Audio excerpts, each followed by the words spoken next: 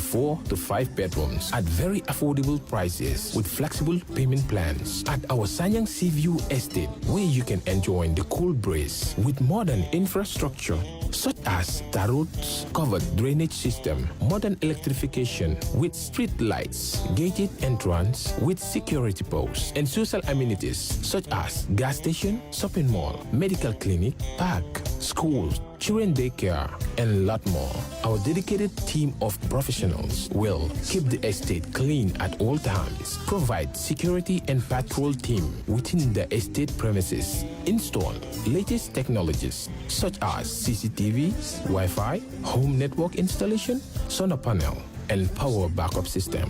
Also, check out for our additional home facilities and interior design service such as premium tiling, wall plaster, home landscape, fingerprint home lock, and a lot more. Visit our office at Senegambia Kololi Highway and get a free site visit tour, or contact us on 4464838. WhatsApp us on 3259220. Or you can visit our Facebook page or Instagram on EJ Investments. EJ Investments, we are first in properties.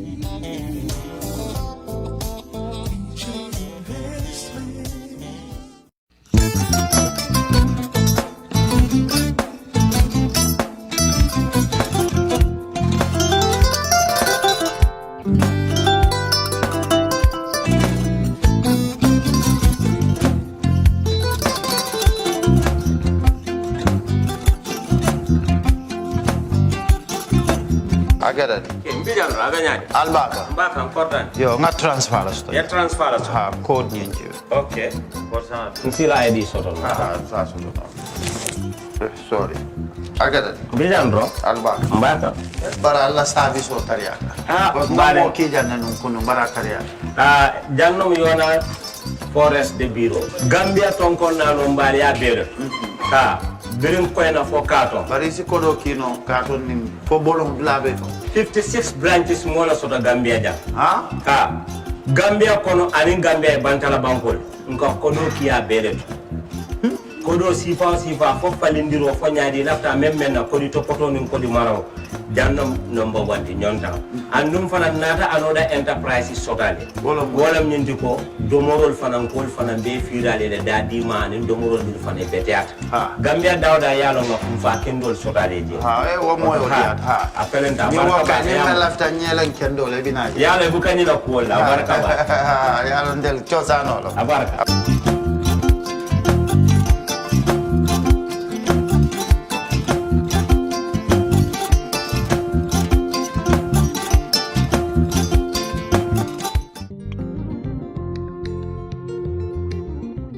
Stewart & Co. Solicitors, a legal excellence firm in London that can help you with all aspects of your legal work. If you are looking at immigrating to the United Kingdom, Stewart & Co. can help you to set up business, buy houses in the UK, and will deal with all your legal works from start to finish. For all your general immigration work, we can help you with that as well. If you apply for any form of visa, whether student visas, settlement visas, marriage visas, or a child wanting to come to the United Kingdom to settle with the family, we can help you to achieve your goals. Stewart & Co. Solicitors, a legal excellence firm specializing in conveyancing, immigration, litigation, family law, personal injury, licensing, no win, no fee. Contact us today at www.sk-solicitors.com.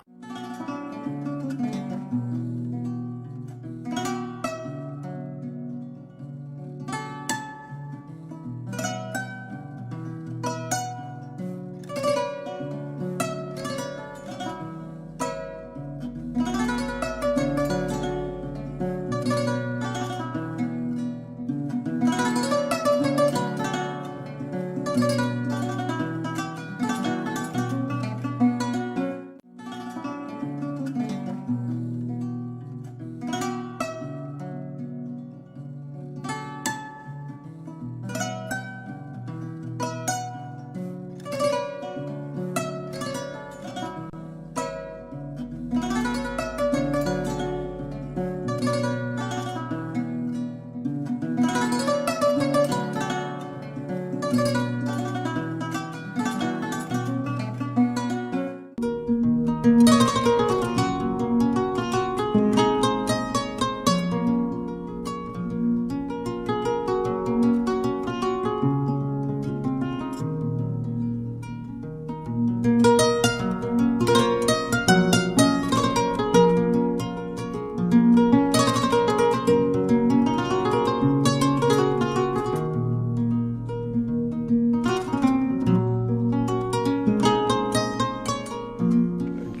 afternoon, Mr. Chair. Yes, let the witness be brought in, please. Thank you.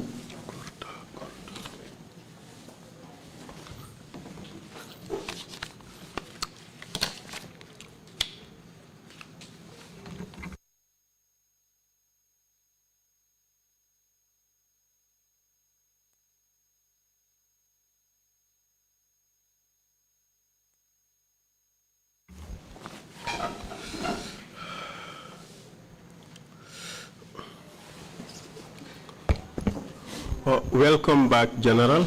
Bismillah, General.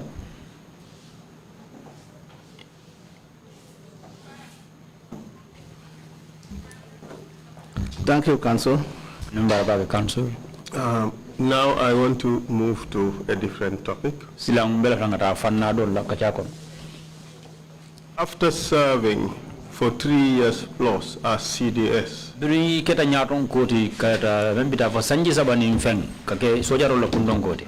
you were charged with treason. You were arrested and charged with treason. You were prosecuted and eventually convicted and subsequently pardoned.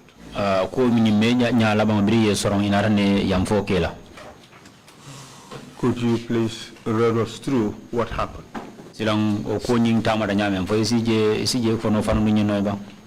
For a Council.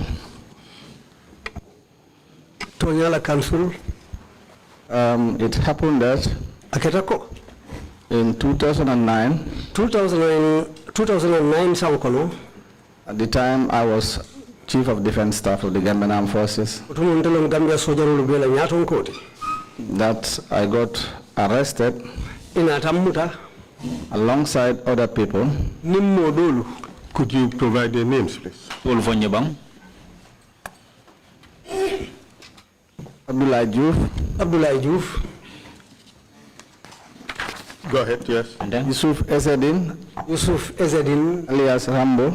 Rambo. Brigadier General Omar B. Mbai.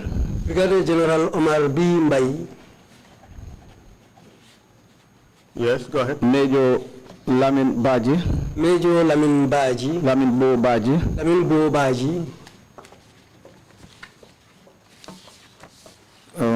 Major Kausu Kamara.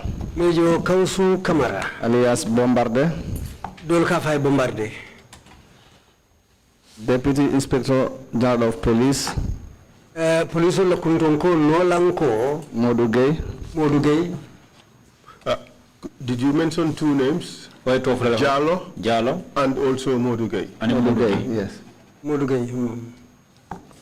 Modu Gay was what? Was Deputy Inspector General of Police. And Jalo? Did you say a Jalo? No, I don't think I mentioned Jalo. Okay, then proceed, please. Proceed. Yes, I'm trying to recall some of the names. Gorseka? Yes, Jibril Gorseka. Proceed. And so can I be guided? I'm forgetting other names. Yes, those were, I believe those were the people, according to this report. Ultimately, some two people did not come to trial. No, one person. One person. No killing. In fact, the person was present in the early stage of the trial. So, like I said, myself, alongside those names I've mentioned, got arrested in respect of an alleged coup against the President of the Republic, who then was Yahya Jammeh. I was at a football match. Soldiers went to my house, first in the one in Kololi. I was not found there. And they proceeded to the one in Brusubi. Wrong. Not Brusubi. Bijilo. They proceeded to my house in Bijilo, and I was not found there. I then received a call from my wife in Kololi that soldiers came there in 2 vehicles, fully armed. And when they arrived in my house in Bijilo, my that wife also called me to inform me. Then I was in Serekunda East Football Park. I was with a close friend, Ibrahim Ajalo. When I received the information, I told my wife that I was coming to the house to meet them. My car was blocked by other spectators. I left it with my friend whom I was with at the time, Ibrahim Ajalo. I chartered a taxi and returned back to my house in Bijilo. It was that very day that my wife returned from her trip to the United States. The time she arrived in the house, the soldiers were already there as well. But hence they didn't find me in. They left 2 plain clothes around. As I arrived back in the house, they approached me and explained that they've come to arrest me. But they suggested that they will call their colleagues so that they will arrive with the vehicle. And that happened. Then I was put in the car. Could you tell us the soldiers that came to arrest you? Actually, the soldiers that came, mostly they were junglers.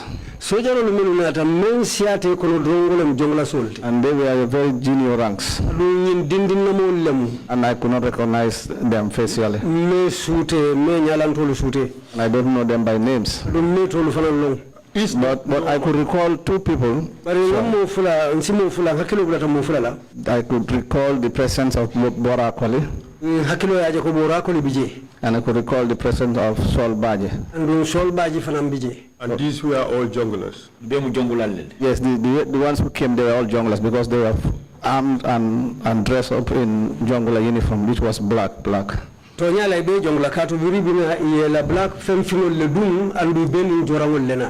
Yesterday you told us that you didn't know Bora Koli was a jungler.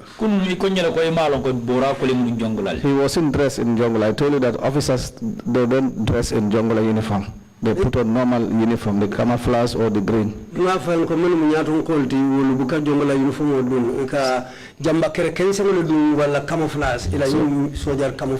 worked under me before at the State House. So of course I was able to know him. But nonetheless he was a jungler. At the time I was at the State House, he wasn't. But by the time he came to arrest you, you could confirm that this person was a jungler.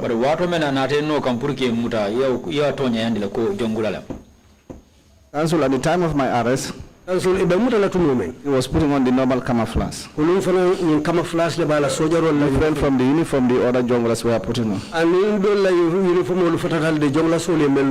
all that time I could not establish that he was a jungler. But what I could establish was they were all from the state guards. Because he was putting on that uniform. It's not an important point. Proceed, please. So we left my residence in Bijilo.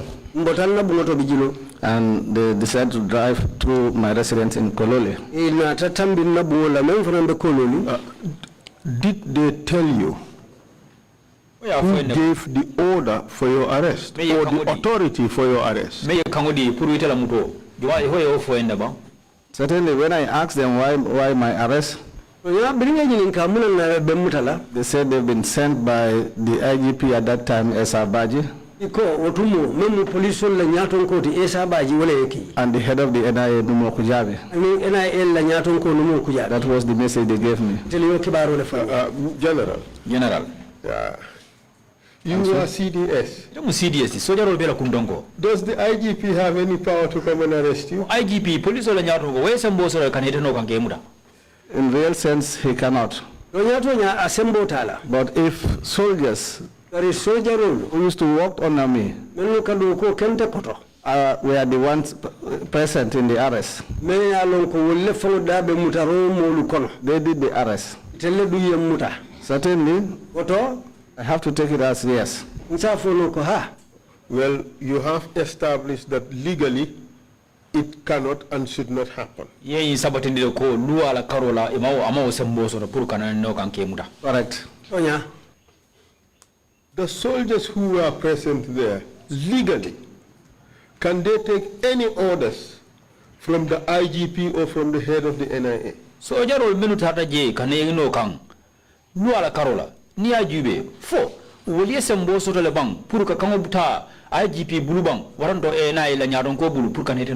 Especially to come and arrest the CDS of the army. Council, let me take you backwards a bit so that it will be clear. When I was removed from, in fact, that time I was removed from office and redeployed again to the foreign service. Eventually appointed as Gambia's ambassador to Taiwan. In fact, I got the letter from the foreign service. But at that time, the foreign minister was not in town. And I was asked to wait for until he arrives, so that I'll be deployed to my area of posting. So before he could return from his trip, that was when this incident happened. So you were not CDS at the time? I was retired CDS already. But even in spite of that, is it normal for soldiers of the Gambia Armed Forces to be taking their instructions and their orders from the police or from the NIA? Gambia soldier role. Purkata we kateno kam mele alongo kawbota soje police la karola waranto NIA la karola kadeno kam kademuda. Under normal situation, it is not. It cannot happen that way. But when I saw that all those who came to arrest me were from the State House, under the State Guards Battalion, certainly I knew that the order must have come from a higher authority. I've said it here yesterday that junglers, they receive their instructions, orders from the president. So certainly, I knew that they cannot come on their own. So certainly, you know they were ordered by Yaya Jammeh to come and arrest you. Men sabota wala nyindi ko men senata wala nyindi ko kamo nyi Yaya Jammeh de kamo dila pour kane no kanke. That's the truth, isn't it? Wala mutonya de It could be either from Yaya Jammeh or from a higher authority, because I was not the CDS. There was a CDS at the time. Asikeno Yaya Jammeh sikamodi barbitu asikeno ya bonyatu kalu fana mbulukato tumu manke CDS. But General, now that you are a CDS, you are a civilian, the CDS himself would not have any reason or any authority to arrest you. So in general, it was civilian only. CDS found member je. What a handsome boss around the council la pur kana ino kanke muda. Under the law, he would have no business with you as a civilian. It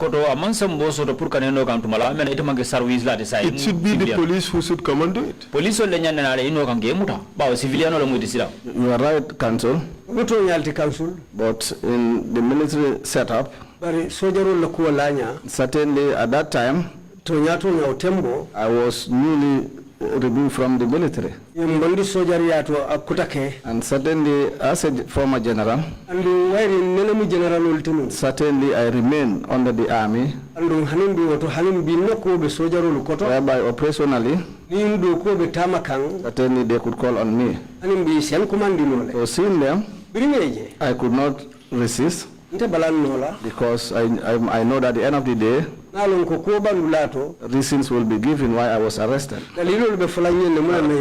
General, you told us that these junglers did not take their instructions from the CDS.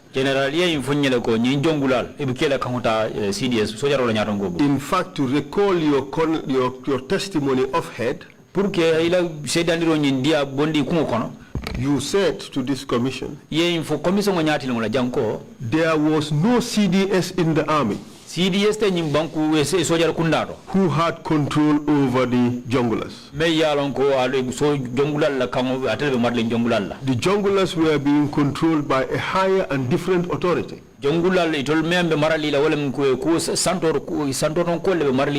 That was State House. That's what you said, isn't it? Certainly, that was what I said. So the CDS could not have sent the junglers to come and arrest you. So only one person could have sent the junglers to come and arrest you. And that person was Yaya Jammeh. True or false? Counsel, yes, I said that the president gives instructions and directives to the junglers. Counsel, but I saw senior officers also in the person of Bora Koli and Suleiman Baji. We are also serving at the State Guards Battalion. But General, in all honesty, this is a simple point, and let's deal with it quickly. Yaya Jammeh ordered your arrest. That is the truth. That is the plain truth. It's the plain and naked truth. Accept it and we move on. Counsel, I think if you allow me, I will reach there. I think there is time for every action. And of course, my knowledge also came at a time. So that is why you should allow me to learn. When I reach there, we know who sanctioned for my arrest. Well, you know who sanctioned your arrest. Just tell us. You don't have to go through a process of discovery. You know that X person ordered your arrest. Tell us who ordered your arrest.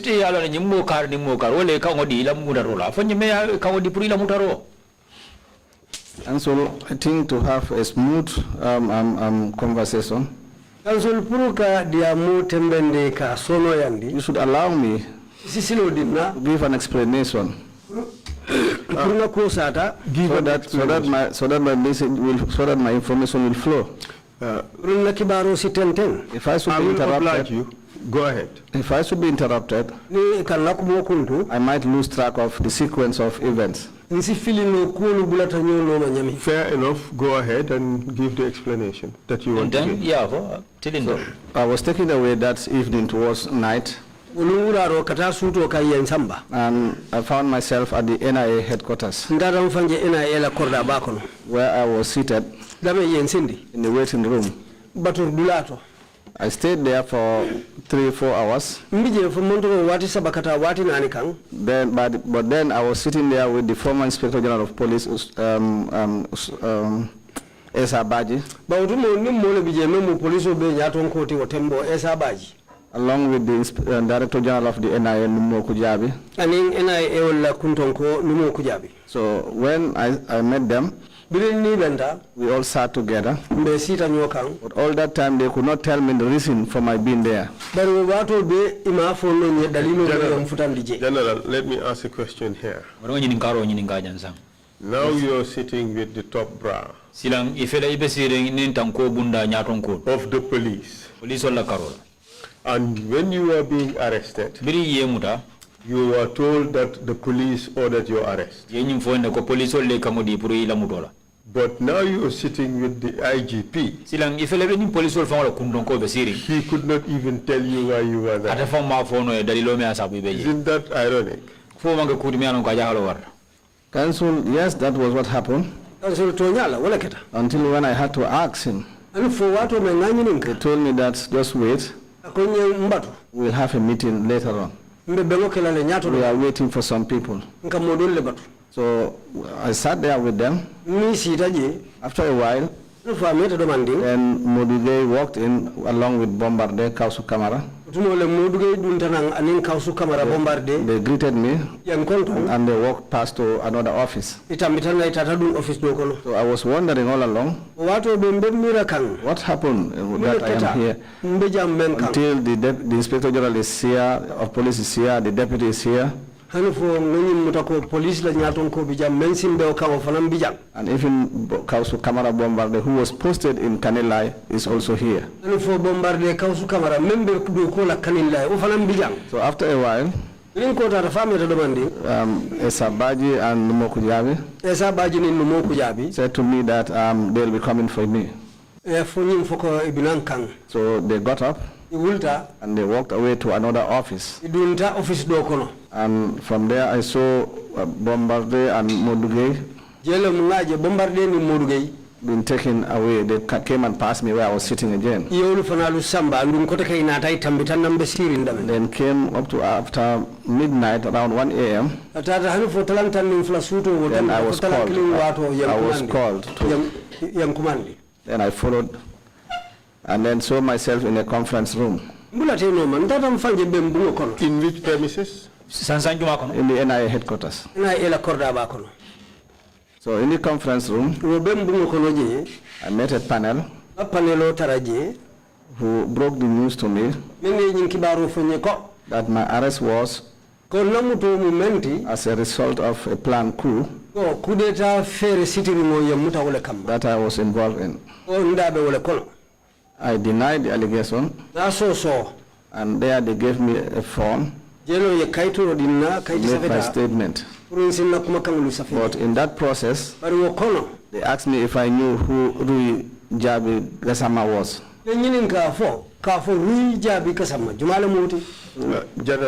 General, I have given you the room that you asked for to explain. My question as to who ordered your arrest has still not been answered. And you have spoken for about 5 minutes. Perhaps it is best that you answer that question and then you continue on this narrative.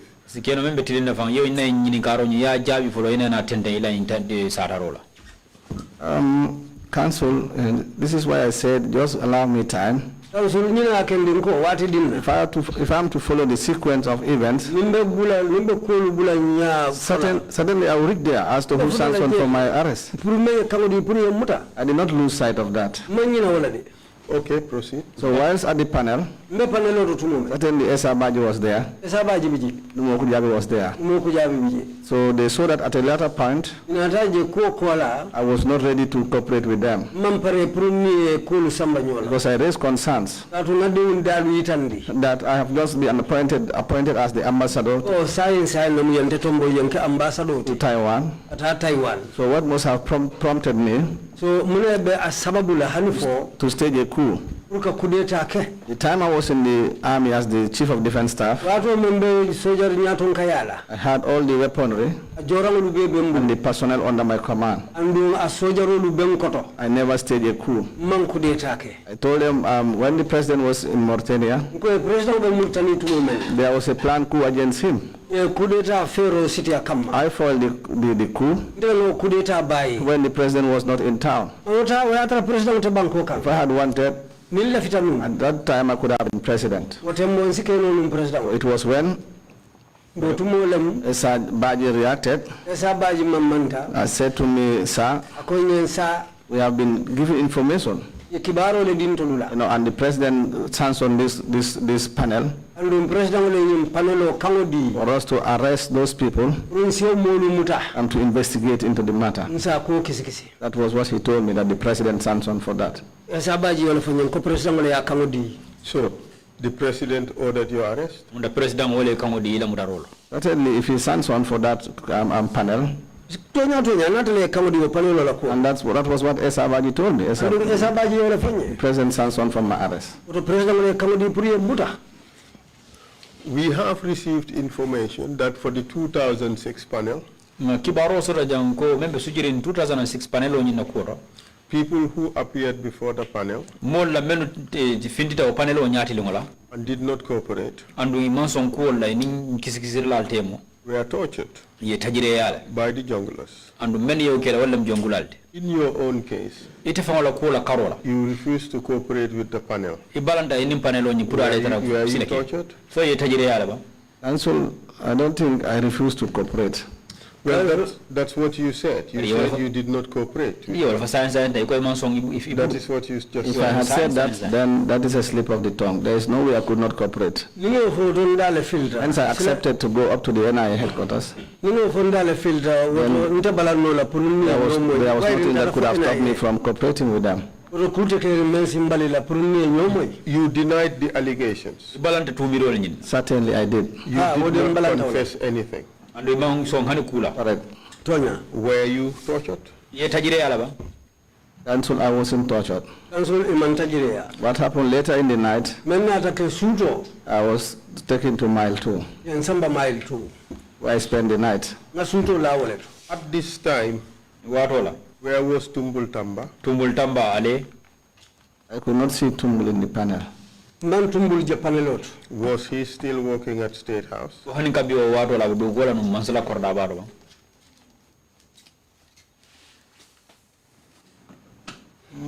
I cannot remember whether or not if Tumbul was alive that time. How about Musa Jame? Musa Jame too was, one time he was dismissed from the army. So I may not remember whether at the time of my arrest he was brought back. I cannot remember that. I don't want to speculate. Okay. But you were not tortured at all. So what happened that night? Like I said, I was taken back to mile 2, where I spent the night. The following day, I was brought back to the panel. At this stage, when you were taken to mile 2, were you showed any warrant of arrest? No, Counsel, I wasn't. Was that lawful? Certainly, it wasn't. In 2006, it was the same thing that was done. 2006 There were no warrants of arrest showed to anybody. True or false? True, Counsel. That too was unlawful. But Counsel, but I want to bring one notice to your attention. In the military, certainly up to that time, the soldiers, we in the military, we are not conversant with the law. to deem it fitting that an arrest warrant must be needed for somebody even who was suspected to be committing an offense. So that was why I did not even think about that. Because already I was a suspect. That was why I was arrested. So I wouldn't ask for an arrest warrant. This is not about you asking for an arrest warrant. This is about a procedure of law that was not respected. And you clearly said that in your case it was unlawful. Equally, in the case of the 1996 guys, it was also unlawful. Ite fanga ya fojan 2006 ya umenketa je woni luwa manda ite fana na ko mi akata nyame woni fana mudu wanta yalti. Council, it might be only a legal minded person. Council asikeno moment hakilo fanuta luwa la karola. We know about all that procedure. But once you gather information of a planned coup, I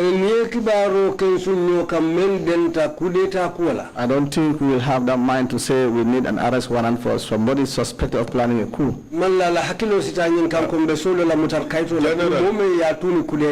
General, do you agree that ignorance of the law is no excuse? General, isn't the nyumale kafo ko ma long luwa la karola yang fateor.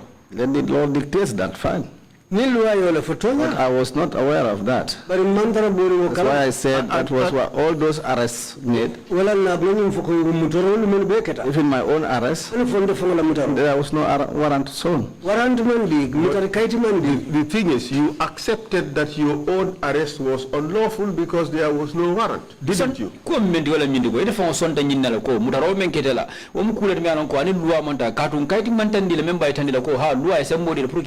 Certainly later I came to know about that because through my lawyer. Already I was arrested at the time. I am just trading on the same point. That equally, the arrest of those for the 2006 coup d'etat without warrant, that arrest too was unlawful. 2006 molu fana muta 2006 coup d'etat bayre ngina ko wol fana du kayti maintande ko luwale se modi pour que muta. Council, I don't think I will need to dilate on that with you. Just accept it's a fact. If the law dictates so, then let it be. But if it dictates so in your case, it therefore dictates so for their case. In whatever case, if that is what the law dictates, I accept. Thank you very much. When you were taken to Mile 2, did they show Mile 2 prisons any paper which ordered or authorized your detention or admission into the prison?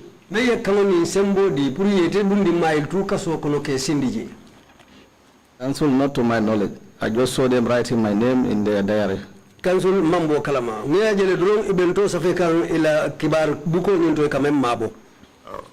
Those you ordered to be arrested in 2006, they were taken to Mile 2, were they not? Certainly they have said it here, that they were taken there. Did you issue or obtain any paper which authorized their admission into Mile 2?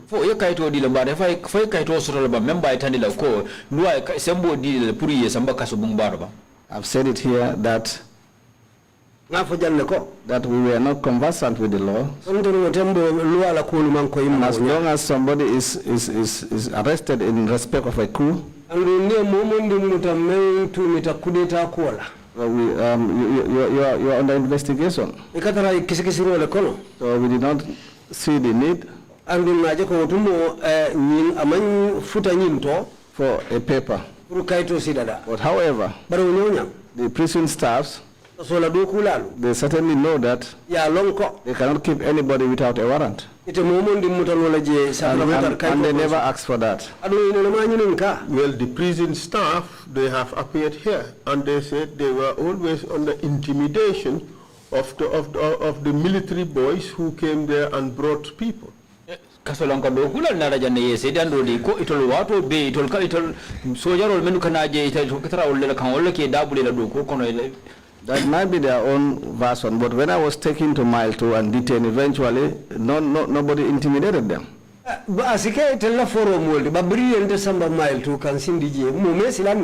But by this time, obviously, that yours was not the first time. They have come to get used to the soldiers just bringing in people and dumping them into the prison without any paper, and they cannot do anything about it. Follow the Janite, Gulel follow Keta, so Jaro Kamol Nati Jeron, in Kaiti Bukana, I can Cindy Sindla, Onyama, in Kaiti Bukana. And so I will advise that you can take the statement of the prison wardens who are here, and they told you everything. That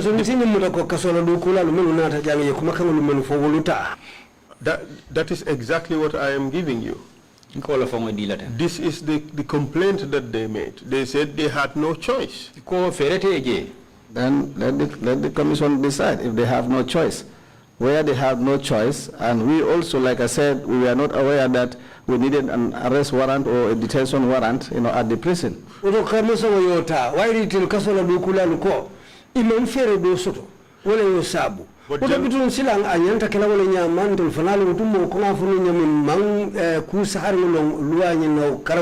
wouldn't it be shocking, General, that the government is not aware of its own rules, the rules that the government has put in place?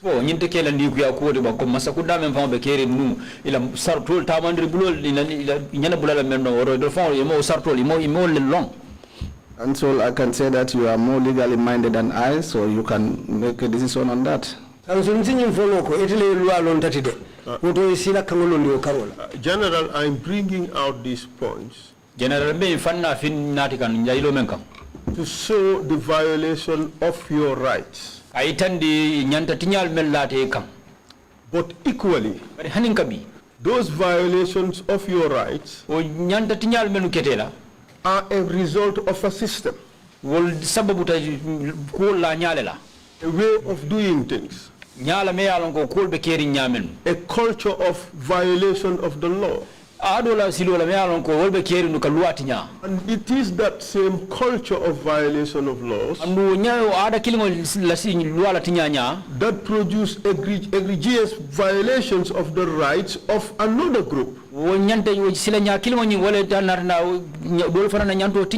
the 2006 group. So what we have is a system of continuous violations of the rights of people who come within the system.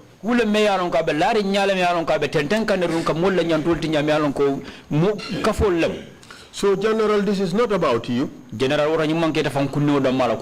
I am doing is exposing that unlawful system, so that unlawful system could be changed, such that what happened to you and what happened to those people of the 2006 alleged coup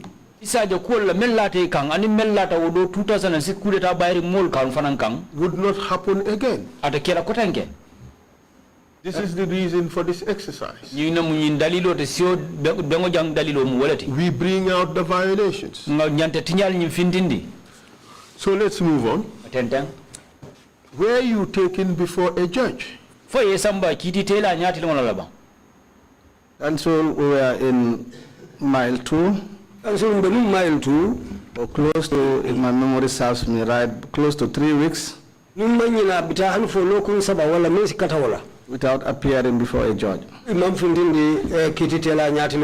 you aware that that is unlawful? Certainly, like I said, I wasn't conversant with the law. I didn't even know how many weeks or days or months it takes malong aka tilijelleta lokunjelu wala karijelu for a detained person to appear before the law.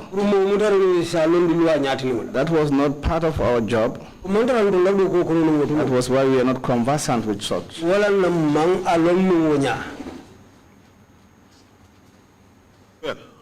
you worked on a panel in which people were detained and in custody. Didn't you think it was important that you were familiarize yourself with at least the basic law that governed what you were tasked to do?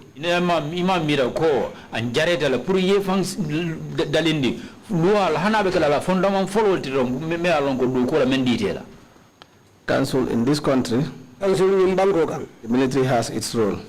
The police has its role. NIA has its role. And it is very obvious that when it comes to the application of the law, police is entirely responsible. So hence there were senior police officers, even the IGP. So certainly I would have expected them to advise us on the side of the law. So on this occasion, the system failed you. True or false? It is now I'm realizing that. But the system failed you. That's what I mean. It's now I'm realizing that. I didn't know that there was a period that I needed to be detained or appear before a lawyer. So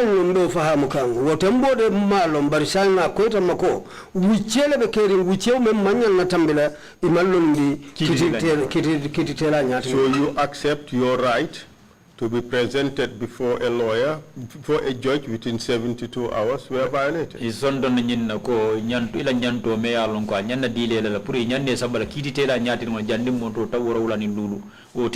Certainly afterwards I was able to know that.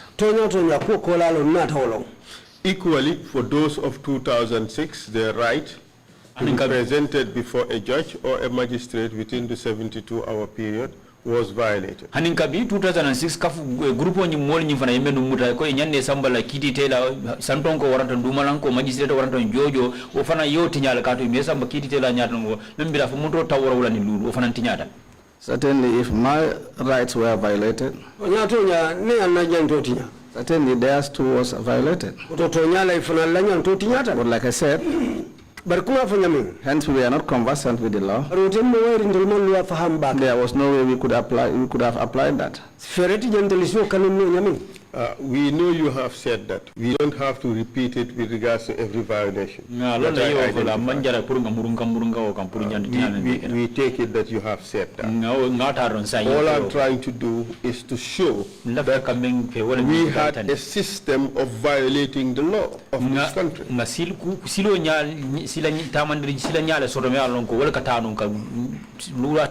That is what I'm trying to do now. You Council, that is why this commission is formed. So if we are able to detect that, I think that is a plus for the commission. Thank you very much. So let's go through the process of identifying these things.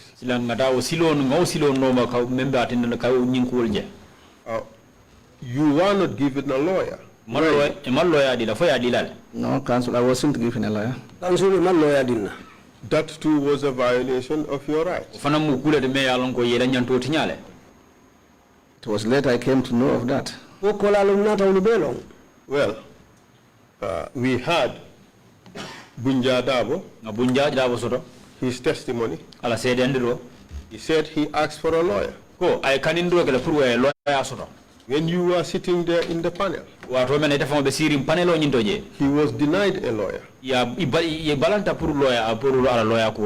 was unlawful. And so I will say Bunja didn't speak the truth. Anybody who was taken before a panel accused of a coup do not have the mind to request for a lawyer. Bunja said so. That is not true. Otherwise, I would, if I'm telling you what our perception was. Your mind will not go to thinking to get a lawyer. Well, General, he says his mind went to that. General, he asked. And so you might have the opportunity to invite some of the panelists. And you can put that question to them. But what I have told you is none of the arrested persons requested for illegal representation. But General, you know, this is not a matter of knowledge of the law. General, everybody, I mean, this is very, very basic. You know that if a person is arrested, the person is entitled to a lawyer. And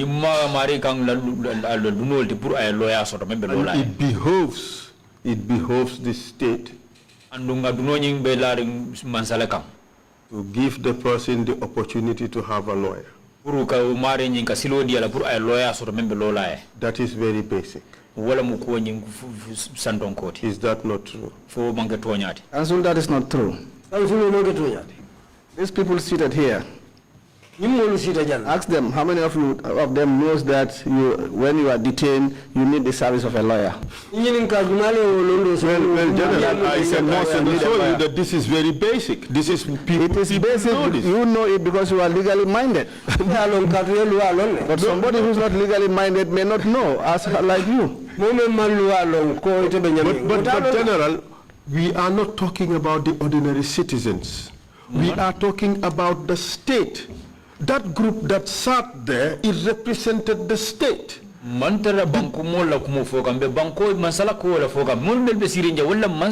The group that sat there is, in fact, the entire law and security enforcement apparatus of the state.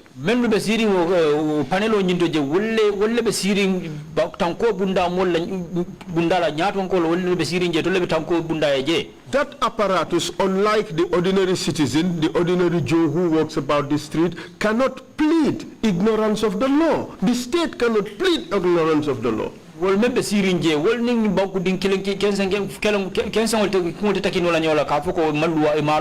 That is the difference. Council, the position you are sitting, you are legally minded. The panel you are talking about was composed of the military, police, and other service personnel. I think probably you might visit the syllabus of the military training. You will acquaint yourself with the syllabus. It is not a rule that every soldier is taught about the law. General, the problem is you are personalizing the issues I'm raising. It's not about you. My suggestion is not that you, Tombong, Tamba, you did something.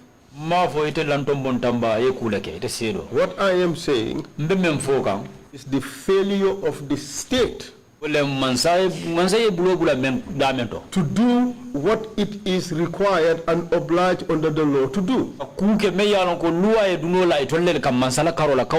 It is bigger than you. This is all the entire law enforcement and security apparatus of the state sitting together.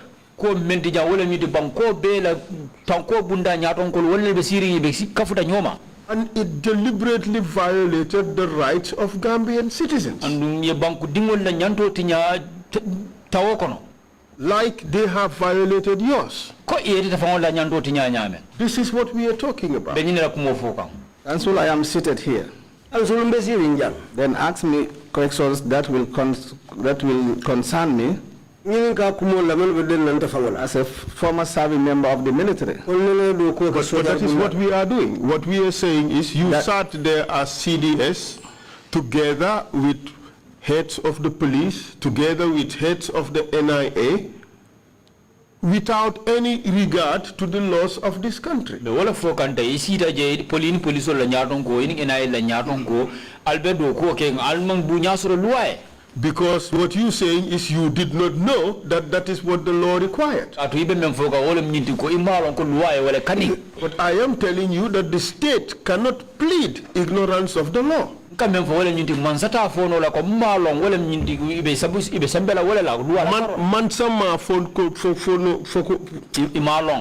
Mansa can say that it didn't know the law. So who was Mansa in this context? Mansa Kunda was this institution that was put together. You represented Mansa Kunda. The panel represented Mansa Kunda.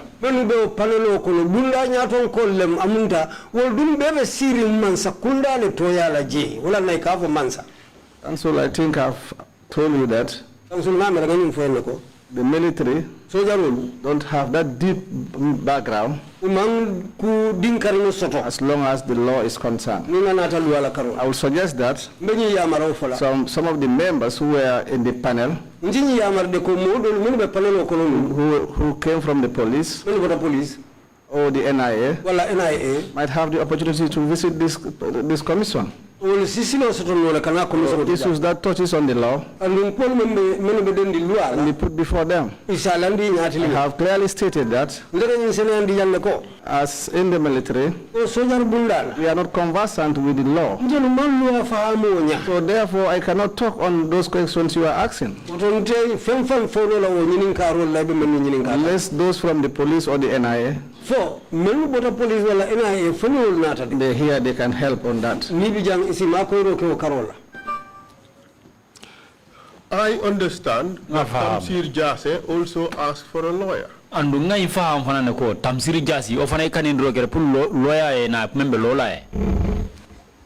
that was denied.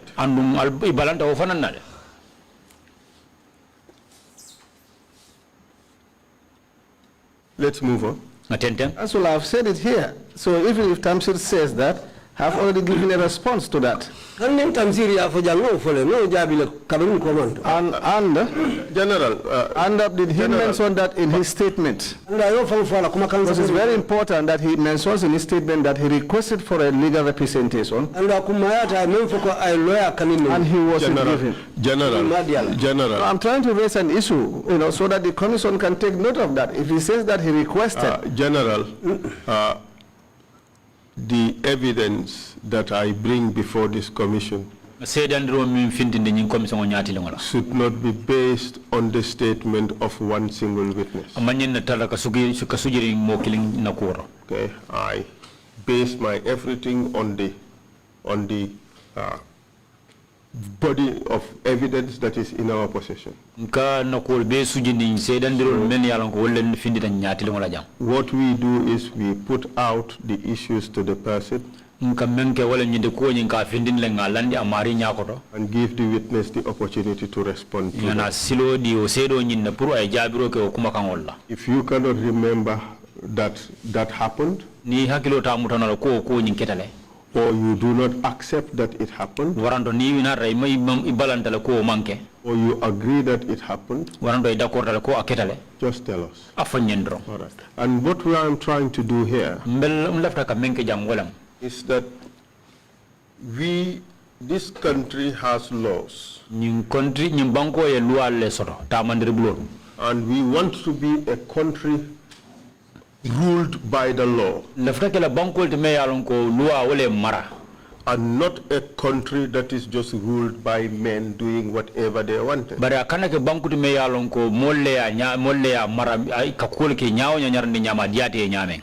This is why I am bringing these things out.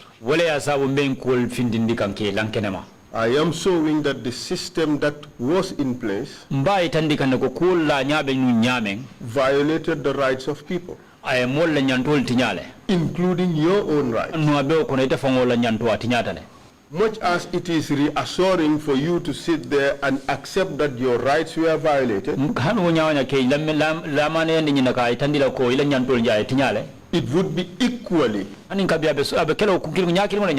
the same for other people the violation of whose rights would be acknowledged here. So that is what we are trying to do. So it is not necessarily to put responsibility on your shoulders. That is not what we are trying to do. I'm trying to expose a system of rights violations, no matter how basic those rights are. That is what we're trying to do. So, and in so doing, I want to show that the state cannot plead ignorance of the law.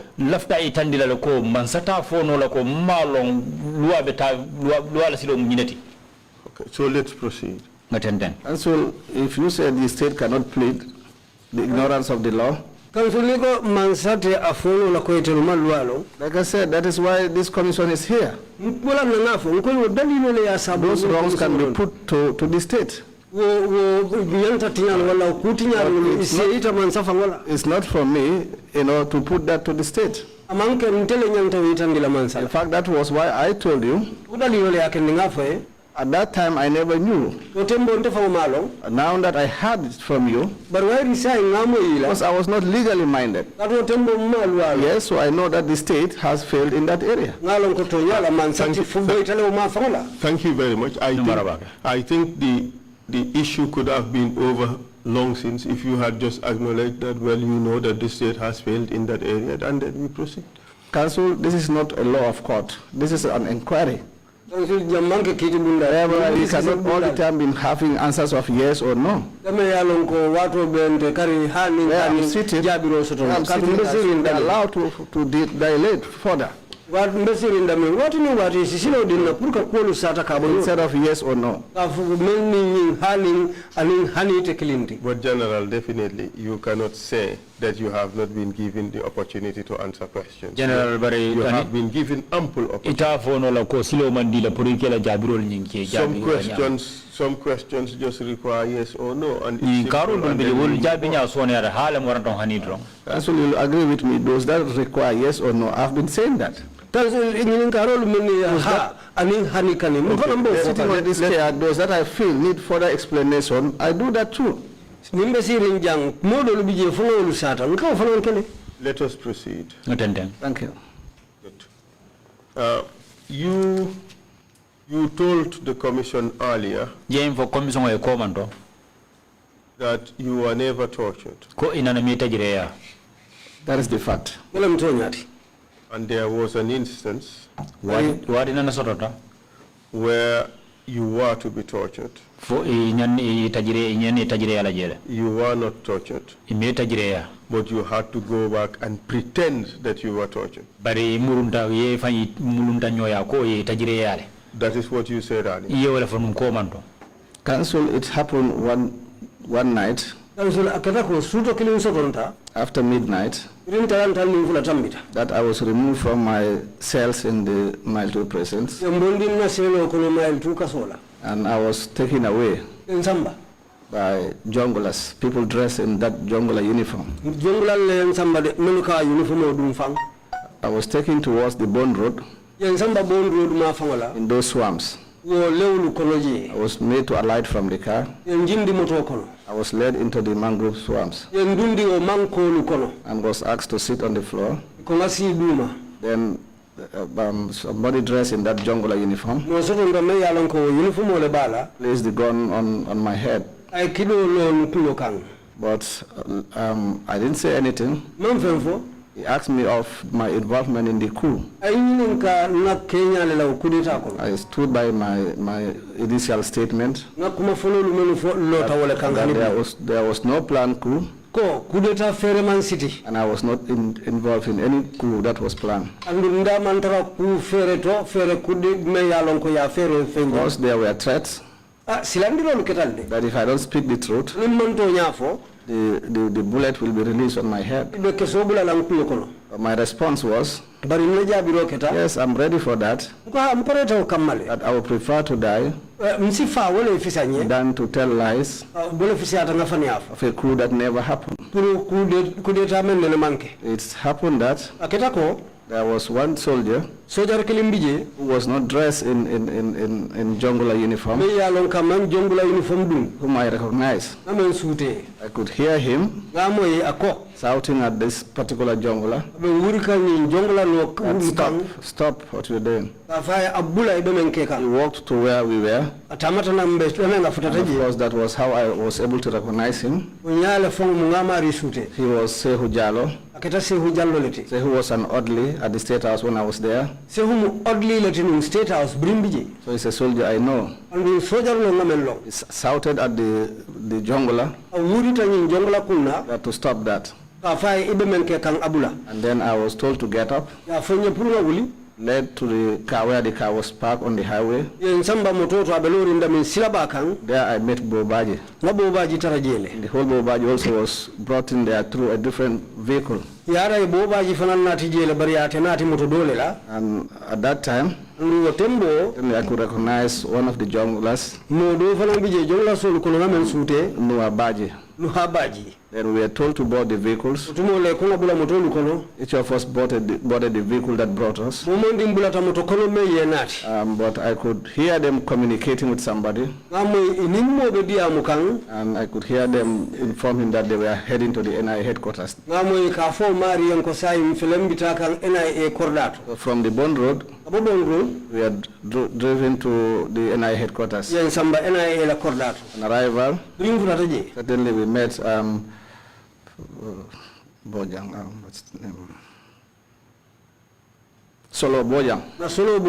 He was waiting outside. Of course, he exchanged, words with them, which I didn't hear. And then what happened was, Solo instructed that they should lead us to the conference room upstairs. And of course, I was the first to be led. And of course, what Solo told them was for us to be tortured. But like I said earlier, those junglers, they knew that our allegation of a planned coup was false. So even if they are given instruction to torture us, they wouldn't do. The reason they took us upstairs that night was to be tortured. When we reached the conference hall, I was the first to be taken before Bobaji. What they did was, they had, of course, some sticks or batons, I'm not sure. They started hitting the tables. They said they will hit the tables so that if Solo Bojang hears that, he will feel that we have been tortured. That was what they do. And before we left, those junglers advised us that when we are coming down the stairs, we should be limping as if we suffered that torture. And of course, they don't want Solo to notice that we were walking normal, meaning that nothing was done to us. So certainly we complied. When we were getting down the stairs, walking towards our vehicle, we were limping. And certainly when we reached the mile, after they took us back to the Mile 2 prisons, that was the same impression we saw there. As if we were tortured. That was why in the cell number 1 where I stayed, all that I pretended that we were being tortured. So my colleagues there, I had certain file before this commission that I was being tortured seriously. It was as a result of this. I also had the prison officers say that I was tortured to the extent that I couldn't walk. I want to set on record that they might have made a mistake. That wasn't me. There was no particular time that I was tortured that I could not walk. I had their testimony right away that it was a mistake from them. So we were brought back to the prison. So there we stayed. I even pretended getting some treatment, such as massage. But in real sense, I was never tortured. Quite an interesting story.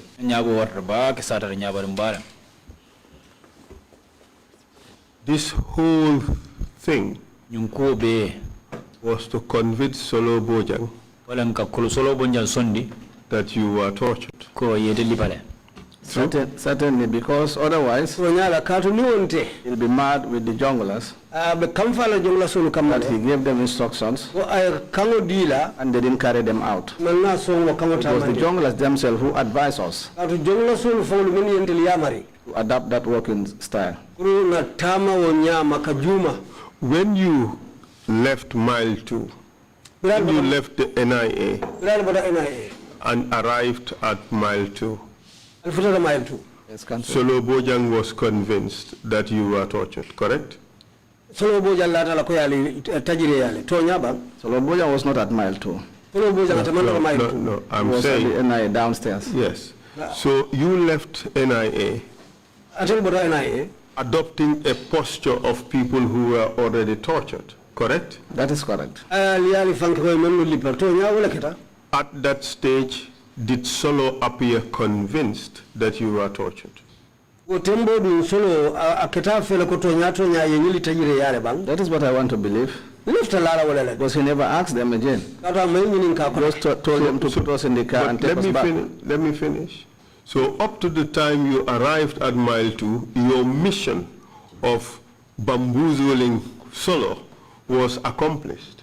Between Fokatawato and Alfred Mile 2, Alanyim Ferry City, Puruka Solo Bojang ya Bitika Filindi, between Amunta Tamata Wanyama. Certainly, that was why even some of our inmates I can defend handing of they thought that we are tortured.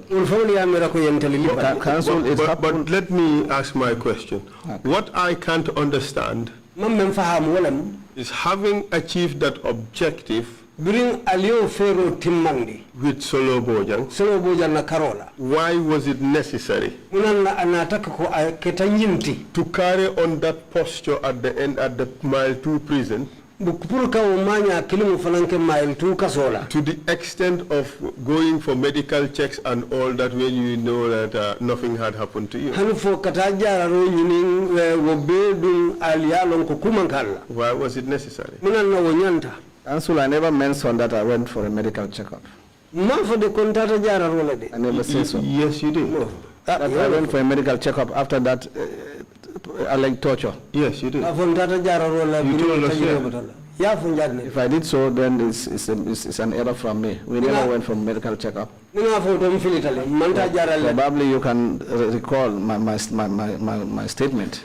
I cannot remember saying. I cannot remember saying. You said you asked for medical checkup. You did say so. You did say so. I cannot remember that part. All right, but it really wouldn't matter if you are saying that that did not happen. So proceed. So that did not happen. So we were at the Mile 2. And one day, I was removed from my cell. This was late at night too. With Modugay. Two of us were taken to the NIA with the purpose of to torture us. But the same trend followed. The junglers briefed us that they will not touch us. And they advised that. Okay. that they'll be hitting the table as usual. Because Solo was downstairs that day too. So that Solo will feel that we have been tortured. And that was what they did. General Mudigay in his statement has confirmed that. But can you read Modugay's statement again? He said, I could remember Modugay saying that there was a day he was tortured. Yes. But another day he was taken with me. Yes. We were not tortured. Yes. If you bring the Quran, I can swear we were never tortured. But that day, I am telling you that Mudigay confirmed exactly what you have said. Okay.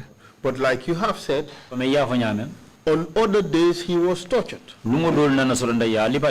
Those days I didn't go along with him. So I cannot speak on that. I've said here that one day I was taken there with Bobaji from the Bond Road area.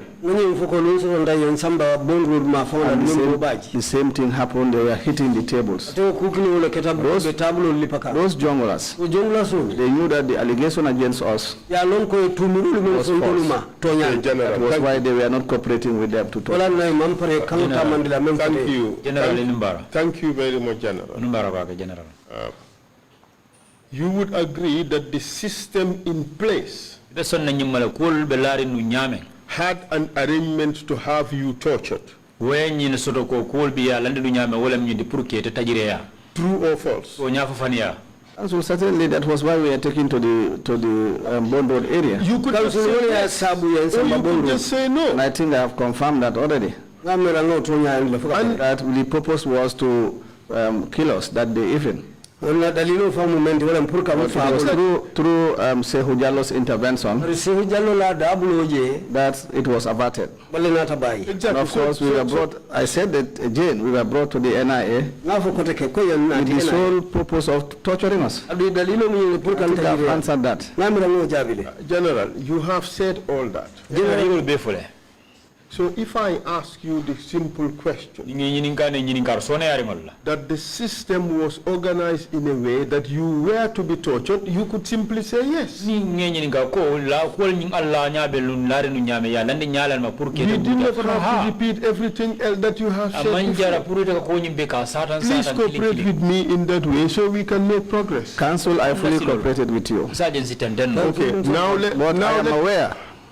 I am aware that this is not a court proceeding. This is an investigation.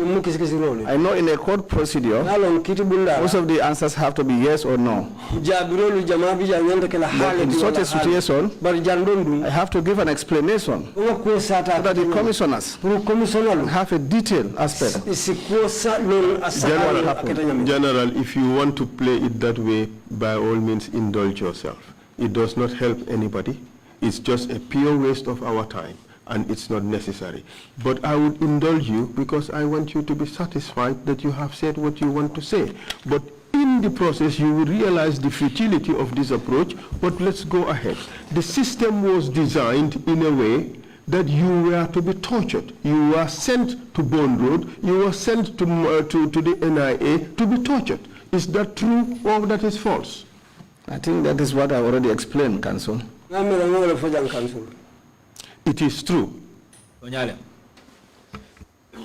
Council, I have given a detailed explanation of what happened. Mostly, the reason why they took us there is to torture us. So it's obvious. So why are you therefore unable to accept that the system was designed for you to go and be tortured? Why are you having a problem accepting that? Council, I believe that is for you to draw conclusions from what I have said. General, we are asking you from what you experienced, the system that was in place was included to take you to places and have you tortured. And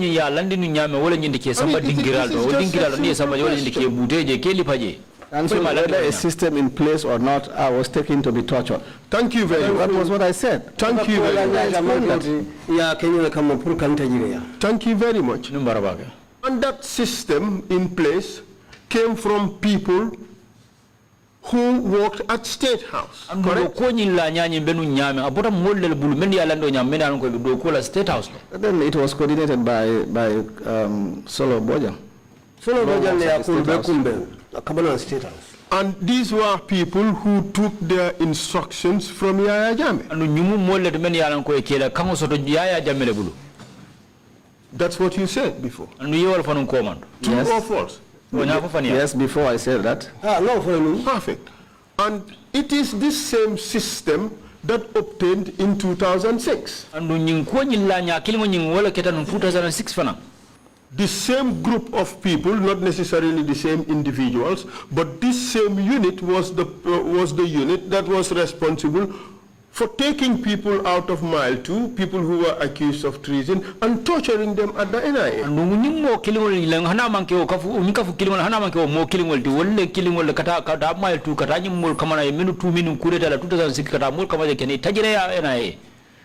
It's the same system.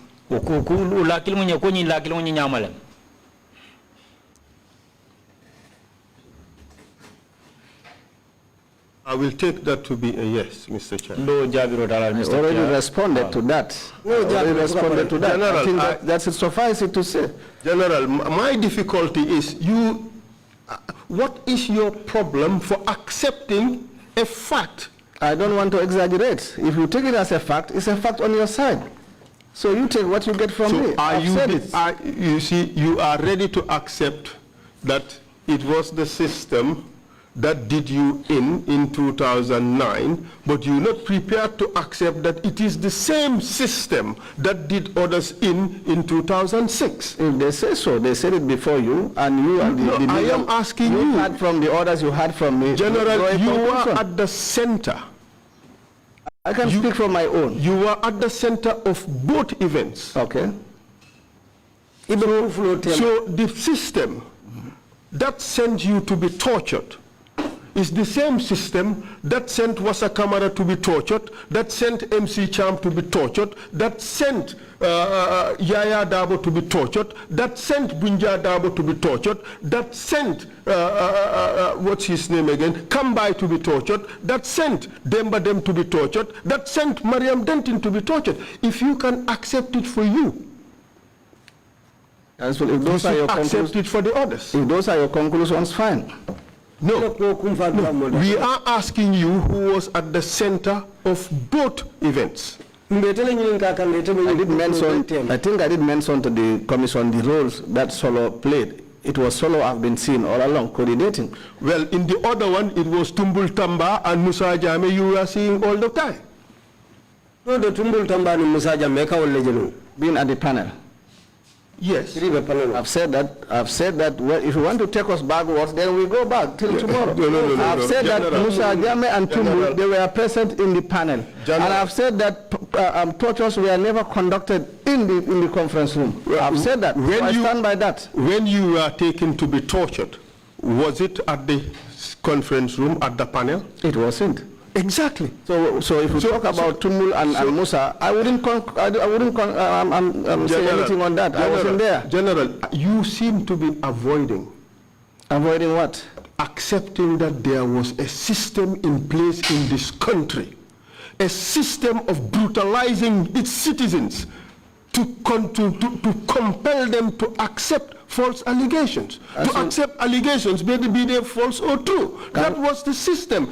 Accept that the system that to which you were sent to torture you is the same system that obtained in 2006. Very good. If those are your assertions, you can put them in your conclusions and help the We are asking you, are you denying it? I have said all what I know. Are you denying it? About the system, I don't know anything about the system. I've said all what I know. If you suggest so, then help the commission. You can say so. So you deny it? Council, take my words. What I said, take that. If that doesn't suit you, just take that. Unless, like I said, what I am saying to you, General, are we in a trial court? No, you are in an investigation. Fine. So investigation, mission. I have said what I know. And a fact-finding mission is also what courts do. But the issue here, General, is the issue is. Can we allow the interpreters to move on as well? People outside want to know, they want to hear what's going on. It's not to buy time, but anyway, interpreters come in and interpret that. What I am saying is, let's help the interpreters. Is there was a system which in 2009 sought to have you tortured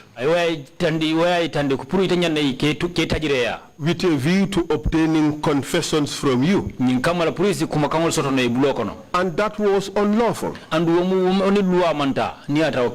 Equally, it is that same system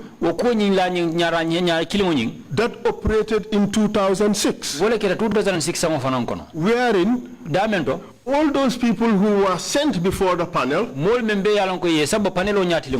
also tortured with a view to obtaining confessions from them. This was the system that operated. And that system was unlawful. Do you agree or do you disagree? Council, you can use your own word as a system. But I have narrated my experience, what I went through. So you can draw your conclusions, whether it was a system or whatsoever you call it. Okay, let me change the question. What happened in 2009 was strikingly similar with what happened in 2006. You agree? Council, if those are your conclusions, that's fine. General, this is such a hot potato. That is what you call it. I know that the 2006 you would accept. They spoke to you. They faced this commission.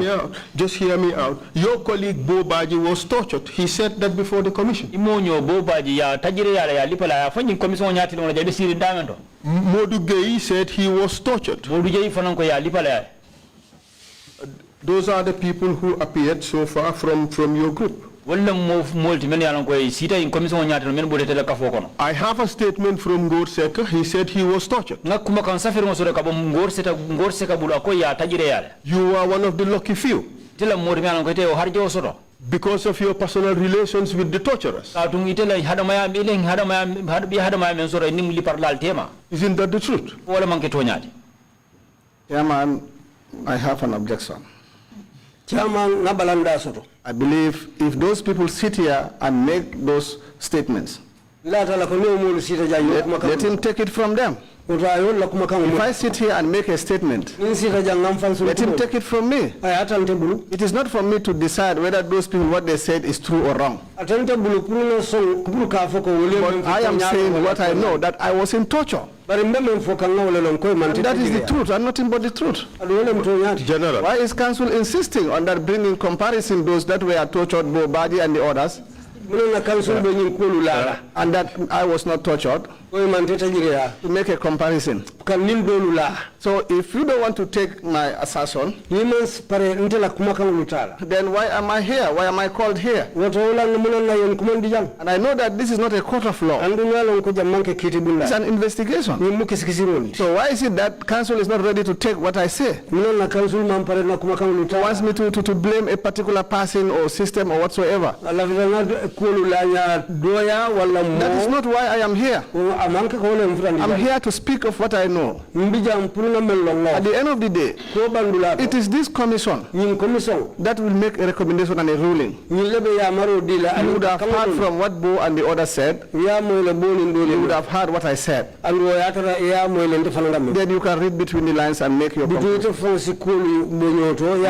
But for council to insist, for me to say a particular issue, or to accept, I don't think that is why I am here. Thank you. The commission has heard the views expressed. We are going to make our conclusions. We proceed, please. Thank you. Thank you very much, Mr. Chair. Mr. Chairman. Perhaps Yeah, okay. I'll just move on to another point.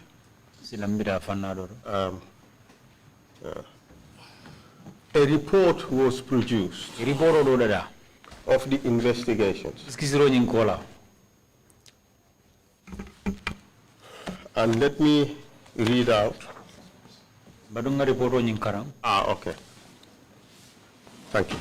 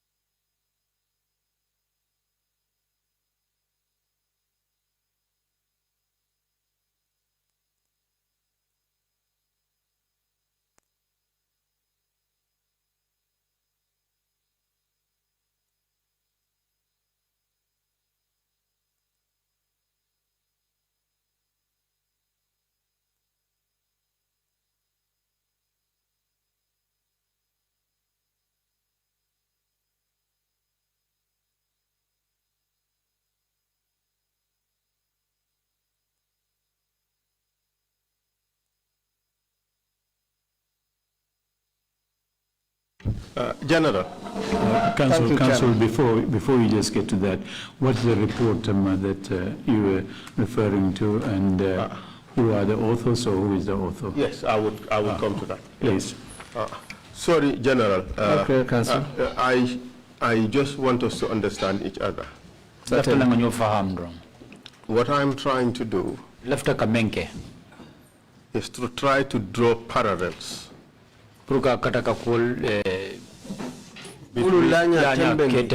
between 2006 and 2009. Well, in 2006 and 2019, right? And we have to be honest enough and accept the violations of the law, whether we knew that they were violations or not. And the whole reason for this is we have a responsibility to show a systemic violation of the laws so that these things can be corrected in the future. That is the whole purpose. We do not have any other ulterior motive other than that.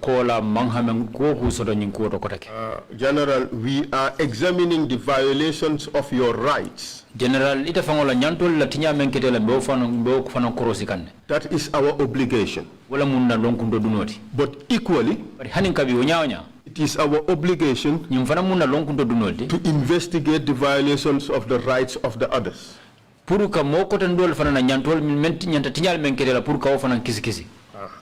I am trying to show that what is good for the goose in this case is also good for the gander. Just like your rights were violated, it was the same approach and the same system that violated the rights of others. This is what we're trying to do. And fairness and honesty would dictate calling a spade a spade. What was done to you that was wrong and done to some other person would equally be wrong. This is what we are trying to show. Council, certainly I agree with you. Calling a spade a spade. But when a spade is not seen, how could that person call it a spade? When the person sees a spade, he'll call it a spade. So whatever I say here, I've said it is not a trial court. Take that from me. General, I've wrote a statement. So whatever I say here, even in a trial court, the evidence is adduced by whoever, certainly has to be taken by the judge. And he makes a decision on those at the end of the day. I stand by whatever I say here, and I stand by whatever comes out of it. Because I know it is only the truth that I know is what I'm saying. Okay, General, thank you very much. And it's only the truth that we're seeking for. No, nothing else.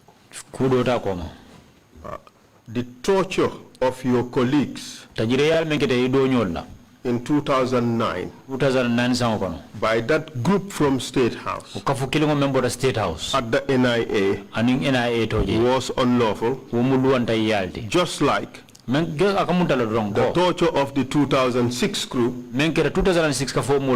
by the people from State House at the NIA was unlawful. Well, fortunately, according to you, you were spared. Just like Ja was spared. So the system had a way of shielding some people and brutalizing the others. I will move on. So I disagree with you that assertion. To say that the system has other people that it favors and brutalizing the others. Those that conduct this, whatsoever you call brutalizing witnesses, it doesn't follow that all the time it was the same people that comes. Probably the people who got me out that day might be different from those that got other people those days. As human beings, we have different reactions. Others can be good, others can be bad. But if I tell you that I was never tortured, take that from me. I don't think that should be an issue. The comparison of those who were tortured and those who were not tortured. You have the facts before you. Evidence that was adduced by other witnesses. Now you take those two evidence, mine and theirs, and then present it before the commission. But I will not sit here and lie that I was tortured, when in actual sense I wasn't. But General, you are fixated on this question about your own torture. I never said anything like that. I never suggested that you were tortured. Then let's move on. You were not tortured, I accepted it. Then let's move on.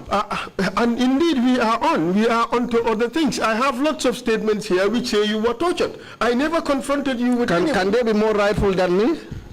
But General, I never confronted you with any single one of them. No, you said many statements that suggest that I was tortured. Yes, I do. I have it here. But yes, I never brought them out to you. But which one is more reliable?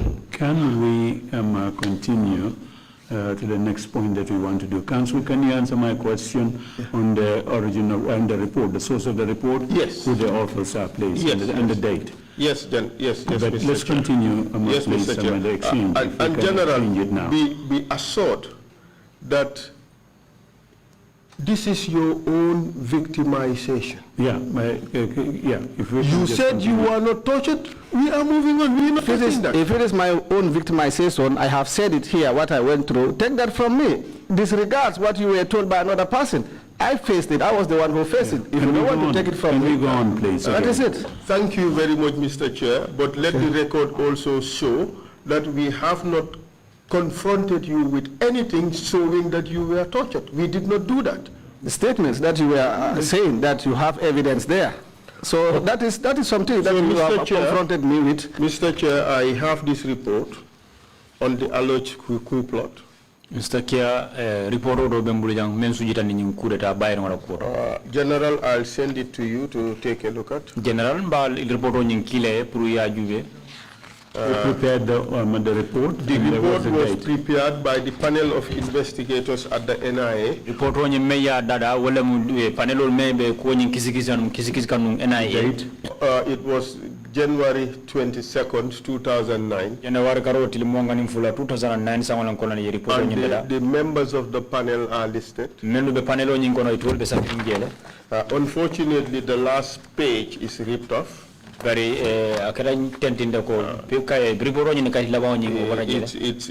the staple, it's come off, so we would attach it again.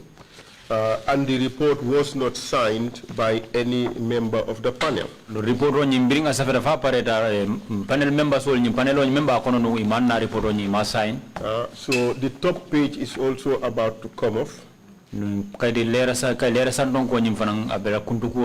I think the date of the report may be wrong. You see, the typical mistake at the beginning of the new year, people always forget to change to the actual new year. You know, they always refer to the previous year. The events being investigated were November 27th, 2009, but the report is dated 22nd January 2009. I want to believe they meant 2010. So I would send the report to General to make a quick browse through. The report okay generally report on you just so that in the meantime, Council, would you still recommend, with all the gaps and the holes that you mentioned in it, that it be admitted? We wouldn't admit it now. We would admit it when the NIA bosses come. Okay, fine. The reason why I am bringing this report is General, the conclusion of that report recommended that you be charged for treason in that you were organizing a coup d'etat and that you had taken steps. General, larilo me asa mbenyi report on narega wala nyindiko report on nyina kumfadla to yeme itandije wala nyindiko ite ibe tumiro lale kan wala nyindiko ye tumiro be tumiro men lale wala nyindiko treason wala mjamfa jaodi ibe wala lale kan. Do you agree with the contents of that report, with the conclusion of that report that I have just summarized? You could look at it at the last page. Report on nyina kumfadla to makanje jube bang kumaka on membe kafirinje ya jube fo report on nyina memfudi fo ison kalabang. And of course, you pleaded not guilty to the charges that emanated from this report. And report on membe jevan tumiro le melle kan ko imanson tumiro nyina yola safoje. I take it that your answer would be that you do not agree to the findings or recommendations of this report. Oramba thala la ko ni report on nyinga menje kalwi kisikisi ro nyinga men kumfaje wala nyinde ko tumiro nyi imanson ala tule menje.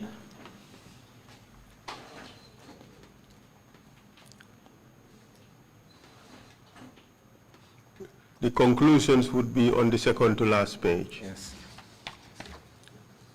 Thank you, Council. Council. I've gone through the report and I deny that this report is not correct, which they suggested that I was part of a group that planned a coup. So I disagree with this report. Thank you, General. Could you briefly just tell this commission what happened that culminated to you being charged with treason?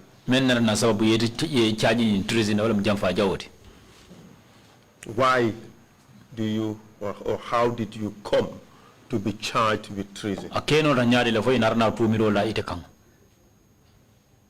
Council, I've talked about our arrest in respect of this alleged coup. It happened that two young boys, small boys for that matter, accused us of planning a coup. These were those named as Ibrahim Asanyang and Rui Jabi Gasama. Or Rui Jabi Kujabi whatsoever. Following that allegation, we got arrested, investigated. But it happened that all of us denied the allegation. But that notwithstanding, it happened one day that before we were charged even, I still remembered it was on a Monday that Abdullah Juf and Brigadier General Omar Bumbai were with us at the Mile 2 prisons, were removed from the prisons and taken away.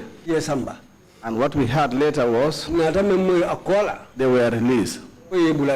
And we further heard that on a Wednesday, some others will be released. And on a Friday, the last group that includes myself will be released. But the following day, Tuesday, we saw Abdullah Juf and General Omar Mumbai being returned back to the prison. Later we came to understand that there was a big concern from the panel members because they felt that once we were released, suddenly the president will turn around and have them arrested. But something led to this release. The president at the time, President Yahya Jammeh, got confused with the briefings he was getting from the panel at the NIA. Because he kept receiving different statements. To the extent that he assigned one Sehu Jallo that he must come to the panel and get the real facts. And Sehu Jallo came to the panel. I recall I was taken before the panel and confronted with one of the witnesses, Ibrahim Asanyang. When I narrated what I knew about the coup, and that Ibrahim was given the chance to also explain, Ibrahim started explaining fresh things that were never mentioned earlier. But before he could proceed further, the panel has to call off the confrontation. But all that time, Sehu was there, Sehu Jallo was there taking notes. And it was one boy called JT Kujabi. This JT Kujabi was not working for the NIA. He was not a security officer. But he was in the panel that day. Knowing that this Ibrahim Asanya was trying to reveal the facts, which will lead to Sehu getting the real true story of the allegations. And then knowing that if Sehu unraveled the truth, I mean the panel knowing that, and if he presents those facts to the president, certainly the president will release us. And at that time, if you give a lie to the president, and he comes to realize the truth, you, the liar, becomes the victim. So when they knew about that, what they did was, in fact, that was how Sehu went to the president and gave him the true story of this allegation. And the following day, Monday, that was what led to the release of Abdullah Juf and Omar Bunbai. And a plan was in place so that on a Wednesday, a team will be released. And Friday, I, along others, will be the last to be released. But those people who allege us, who fabricated this evidence, when they heard about the release of Abdullah Juf and Omar Bunbai, knowing that the next move is they will be arrested for telling lies against the president, they went and used the DPP, the Director of Public Prosecution. General, allow me to interrupt you here. I hate doing that, but allow me to do so. Who is this person or this group of people that sought to have you incriminated? That have come to realize that this initial allegation is going to fail and they went to the DPP.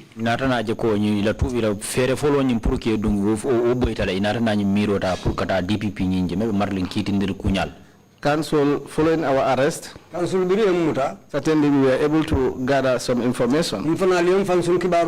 These two boys that are mentioned that allege us, we are made to understand they earlier on alleged the former IGP Usman Sonko as stuck of like Esa Baji. He was the first to be alleged. But until he was invited to the NIA, and then all of a sudden things twisted the other way around.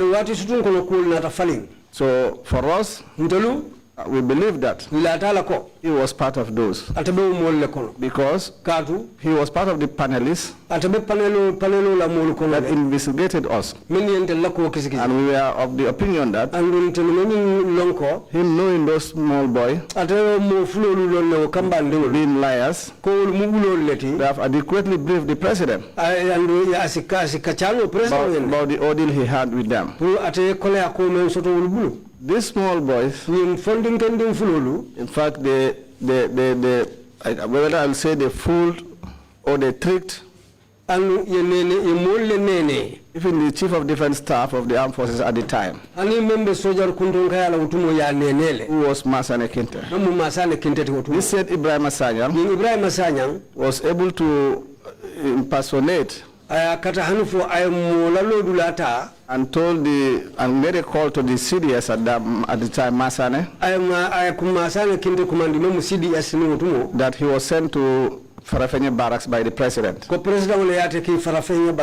fact, the CDS at that time, Masane Kinte, was called to our court as a witness, and he confirmed that. This Rui went to the Farafenye Barracks, and he was able to trick the soldiers there,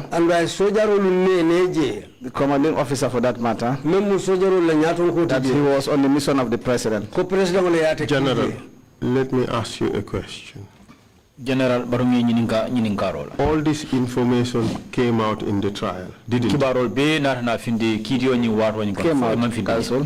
Was this small boy arrested? Boy ni kambande ngoni na mutalabang.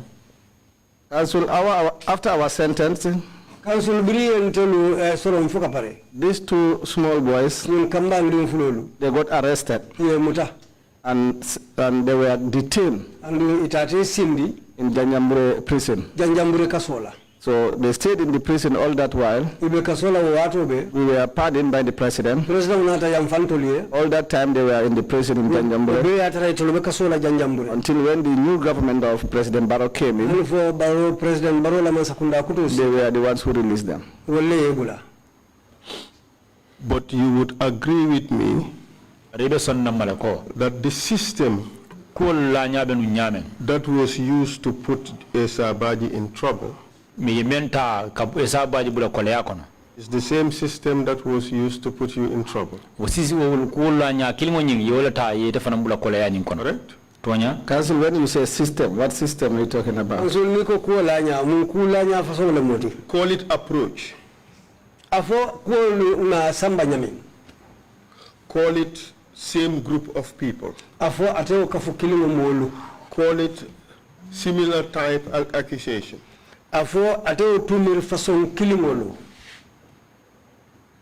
Would you agree? What I would agree to is a group of people certainly wanted to see us in trouble. And they allege us of plotting a coup, which they carried to the president. So sooner or later, the president was briefed on the facts by Sehu Jallo. I've said it here.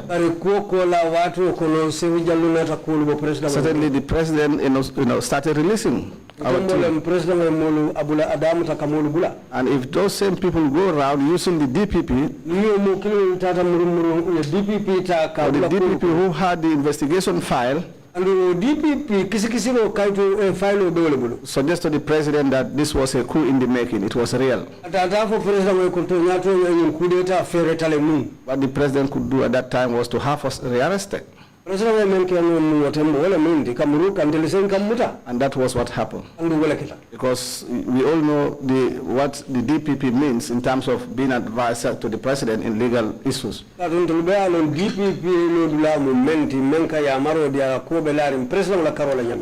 General,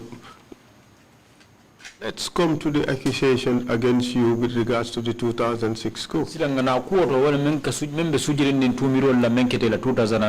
Six.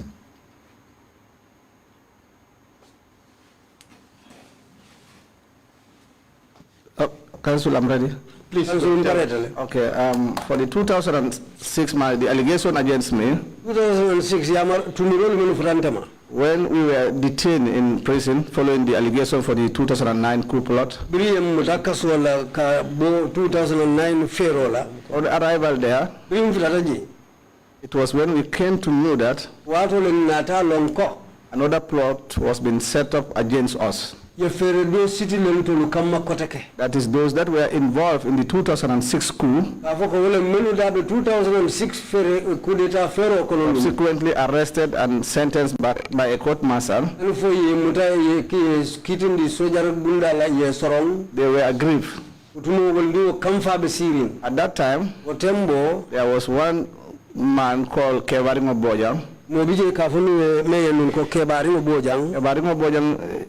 comes from Kanilai. We are made to understand that he was detained by the president in the prisons. So knowing that he was from Kanilai, and the president comes from Kanilai, this Kebaringo Bojang was used by those sentenced in the 2006 coup. Particularly Modu Aliuba, Emeba. Because when we were there, we are made to understand that this Modu Aliuba was the one taking care of this Bojang. In terms of helping him, acquire good food, and other financial support. So the arrangement they did was, he knew that Kebaringo Boja would be released soon. They put to him that when he is released, let him talk to the president about them, that they are sorry, and that there are other people who are part of the coup. The reason being that they wanted the president to be angry in hearing that news from them. And those people they alleged to be part of the coup was my own self. The other people were Commodore Sajo Fofana, Wali Nyang, Captain Wali Nyang, Navy Lieutenant Silla Kujabi, Navy Bakono Soldier Lieutenant Tume Kafai Silla Kujabi, Fali Jabang, and I cannot remember the names of the other people. So when he reported, when Kebaringo was released, presented those plans to the president. At the time, the president didn't know that it was a plan. So Kebaringo succeeded in having Modu Aliuba released from prison.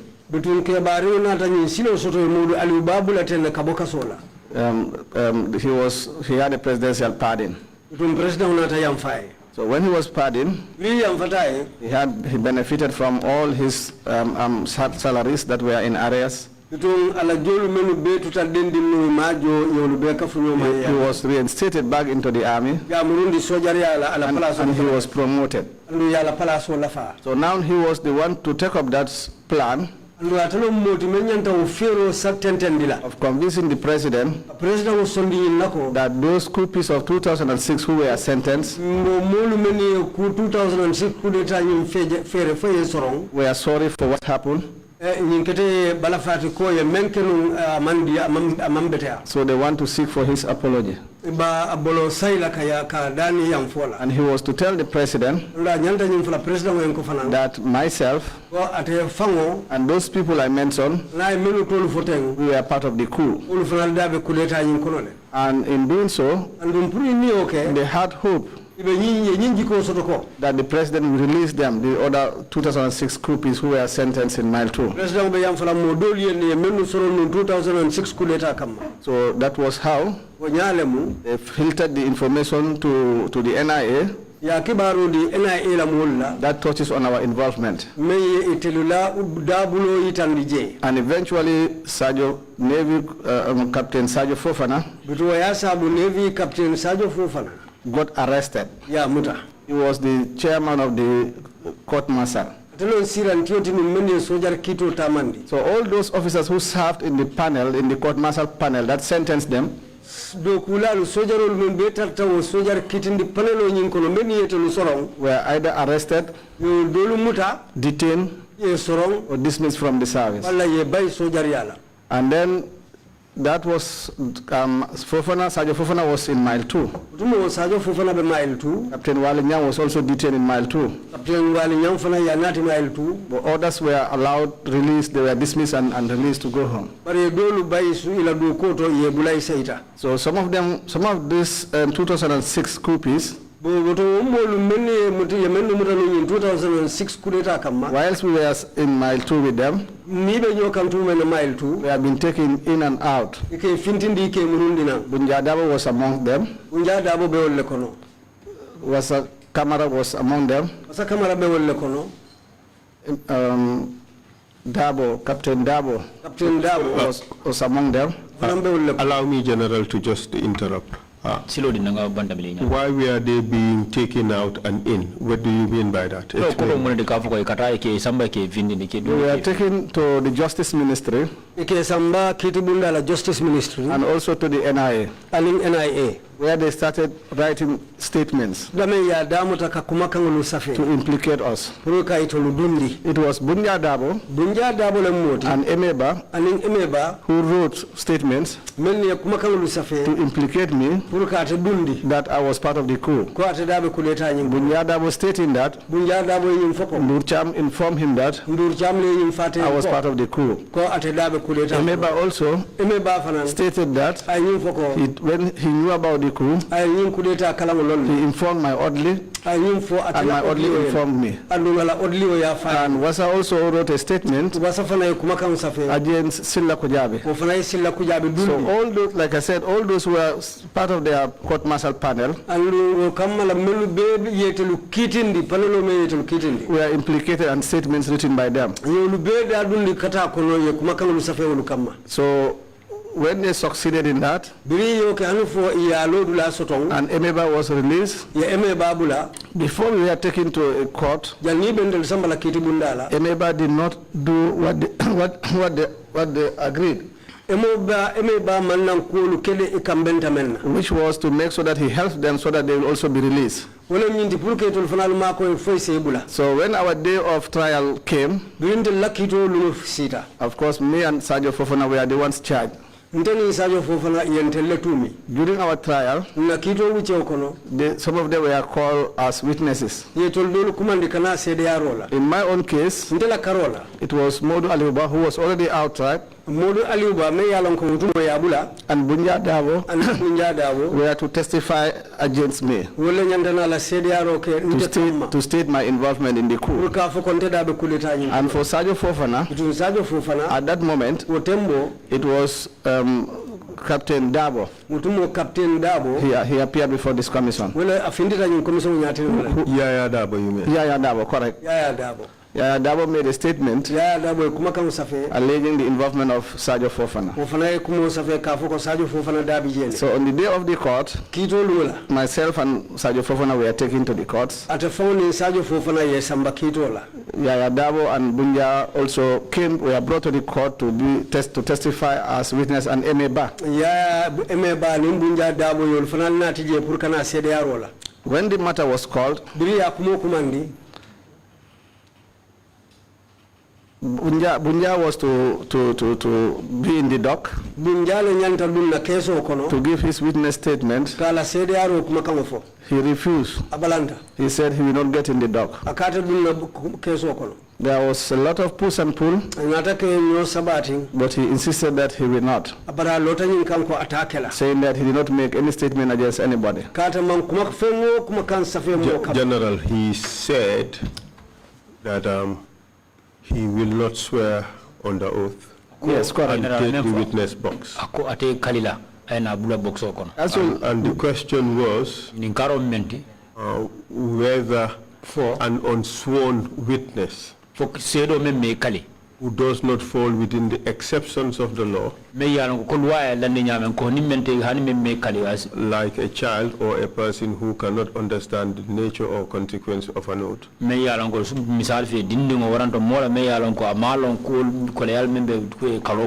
how could the person testify without that? Proceed, General. But then, General, just a minute. I stand guided by you, Mr. Chair. It's 3 o'clock. We haven't taken the lunch break. How do you want us to proceed? I was expecting that the General would finish before the lunch break, but it looks very unlikely. So how do we proceed? We are hungry to hear the end of his testimony, so let's continue. Thank you very much, Mr. Chair. General. Council, it happened this way. When Bunja was called, Bunja did not argue on the issue of swearing. Bunja said that he will not step in the witness box. He refused to testify. When Yaya Dabo was called, Yaya refused to be sworn in. Yaya balanta puri ya kalindi. But he accepted to step in the witness box. Bari asonta puri kalo boxo nyinkono. So eventually, bari nyala bawni. Yaya was allowed to step in the witness box. Yaya esilo diala puri lo boxo nyinkono. Without swearing. Wat amankaloke. So he gave his evidence. Ayala said androdi. And then that was it for the day. But Bunja refused to step in the witness box. So they did not reach at the level of swearing. Then we went back, we were taken back to Mile 2. A new date was given. We were taken there again. But this time Bunja refused to go to the courtroom. He stayed at the prison yard. But Yaya Dabo accepted to go to the prison. And he was taken. So that day too, Yaya said the same thing. That what he wrote about Fofana's involvement wasn't true. So he's denying that Fofana wasn't involved. But Emeba was there that day. He stepped in the witness box. And he told the judge that when he knew about the coup d'etat, he told my orderly that he wanted to see me. And the orderly brought him to me. And he told me about the plan. That was the evidence he gave. But he said he didn't tell me he was afraid to mention that during the court martial. Because he thought that if he mentioned that in the court martial, I was going to go after him. That was what he said in the court. And then that was how we closed for the day. And then in the subsequent days, he continued testifying until we reached at the ruling judgment day. The judge was Ikpala. In the judgment, certainly our lawyer was optimistic that we were going to win the case. Our lawyer was Sirif Tambedo. Because it is very clear in the law that when you charge somebody for treason, there is no way he can be sentenced on corroborated evidence. So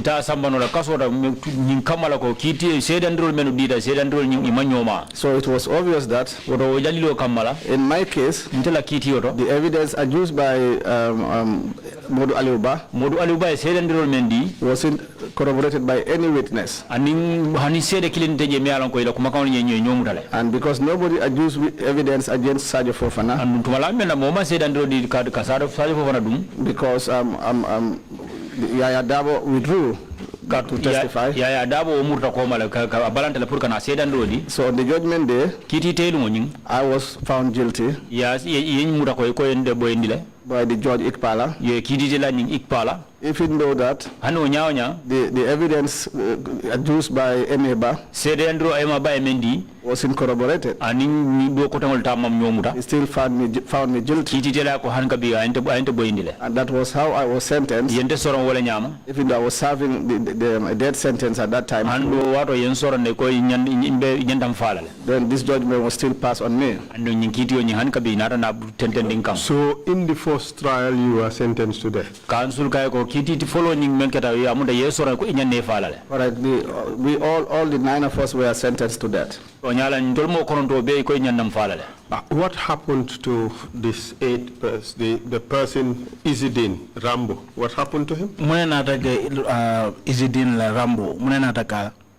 In that case, after our sentencing, and we are all serving in the Mile 2 prisons,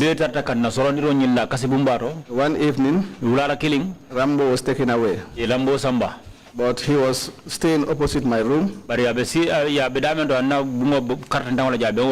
we were worried. I was worried particularly. Why was he being taken away in that late evening? Around 7 p.m. Between 7 and 8 p.m. Because when he was going, he went with only his jumper. You know, so later on, we try to inquire. That is in the following days. Until later we had that. He left the country. And we are made to understand that he had a presidential pardon. Nicodemously? At night? So then pardon? This was around 8 p.m. This was around 8 p.m.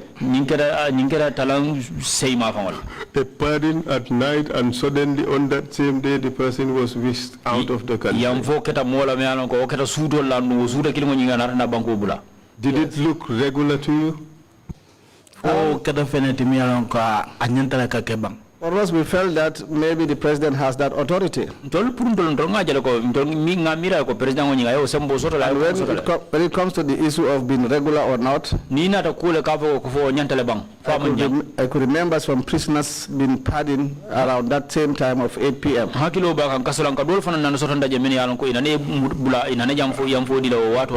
happened on several occasions. All right, so it was no big deal for you. Certainly, hence it was happening, so it wasn't a big deal. The rumor in town was that he was paid money to release that person. If that was to be the case, would you still say that that is regular?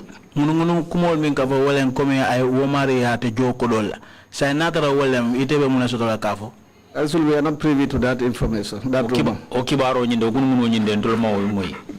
I know that mighty unlawful, wouldn't it? Also, I know that the president is vested with powers to accord pardon to prisoners. General, could you use former president instead of the president? Okay, because the record may... Sorry, Council. General, nibe diamula isa for President Koto, kakala for President Onying. I agree, sorry, Council. Thank you very much. General, you seem to be avoiding. General, I come to go, deliberately avoiding saying anything that would suggest that Yaya Jammeh acted unlawfully. That has been the trend of your entire testimony. Council, maybe that is the way you see it. But I know that I'm seated here to talk the truth and nothing but the truth. I don't want to be speculative. In this case of Rambo, we were incarcerated in the prison. So whatever happens outside, we cannot be able to confirm that. Anything we'll hear about that will certainly be rumor. That is why this is my position. General, are you still afraid of Yaya Jammeh? General, for Hani Saibes lending Yaya Jammeh. Council, I had never been afraid of Yaya Jammeh.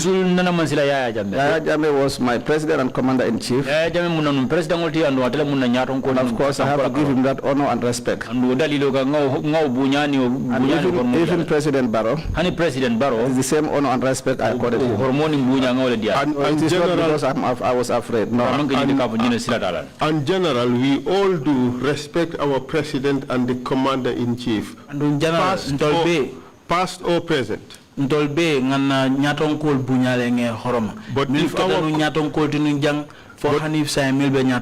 if our commander-in-chief acted unlawfully, we still should be in place to have the courage to pronounce it as an unlawful conduct. Just like you are willing to condemn the killing of Daba Marena as unlawful, and just like you were able to condemn the fact that the president killed his own sister or cousin. Point of correction, I never said that he killed his own sister. You can go through my evidence, I never mentioned that. You seem to have accepted that evidence be brought forward. I never said that because I had no evidence which suggests that he killed his own sister. Okay, when you go home, review the tape, review the record. I would withdraw that, but between you and I, you would know what you said. You can review it. But the fact of the matter is, I will disagree when you say between you and I. This is a courtroom where I give my testimony. So, General, I have withdrawn that. Are you satisfied? I am. So when you go home, you review what you have said. And the commission would also review what you have said. But you seem to have condemned the killing of Daba Marena and Masi Jamme. General Masi Jamme. Yes. Masi Jamme fanyato. Certainly, I can condemn it as I am human. And so by no but I never made any suggestion that it was the president who killed them. Certainly, when lives are lost, one has to condemn them. Certainly. General, maybe somebody would just cut that part of the video and post it somewhere. But when you go home, watch it, I withdraw the statement as if you've never made it. But the issue here is... even whereas if that is the case, it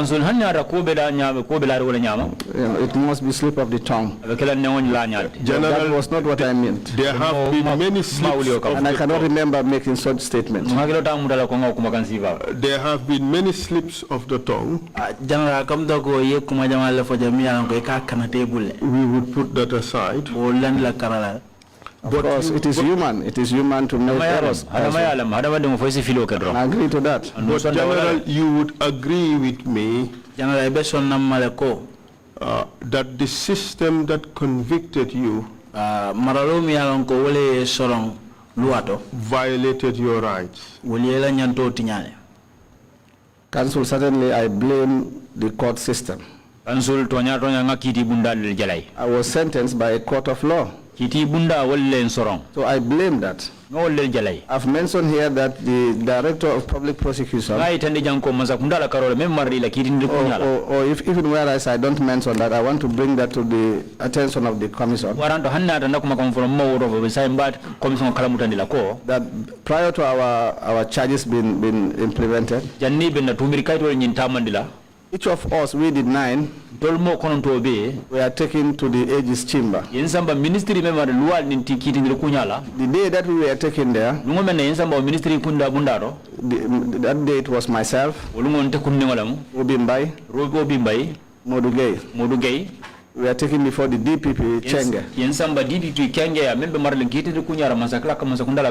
I was the first to be led into his office. In reaching his office, he looked at me. He said, "Oh, you are young CDS, you are young general. Oh, you look smart and you are handsome." He said to me, "Look at this file. This file contains evidence and photographs of the boat you people bought in Bissau that was going to transport the weapons to the Gambia for your planned coup." He said to me, "Now, what I want is if you could serve as state witness. If you agree to that, from here, my office here, you are going straight home. You will not return back to my home." My response to him was, "I am not that type." I said, "I'm sure you heard about me.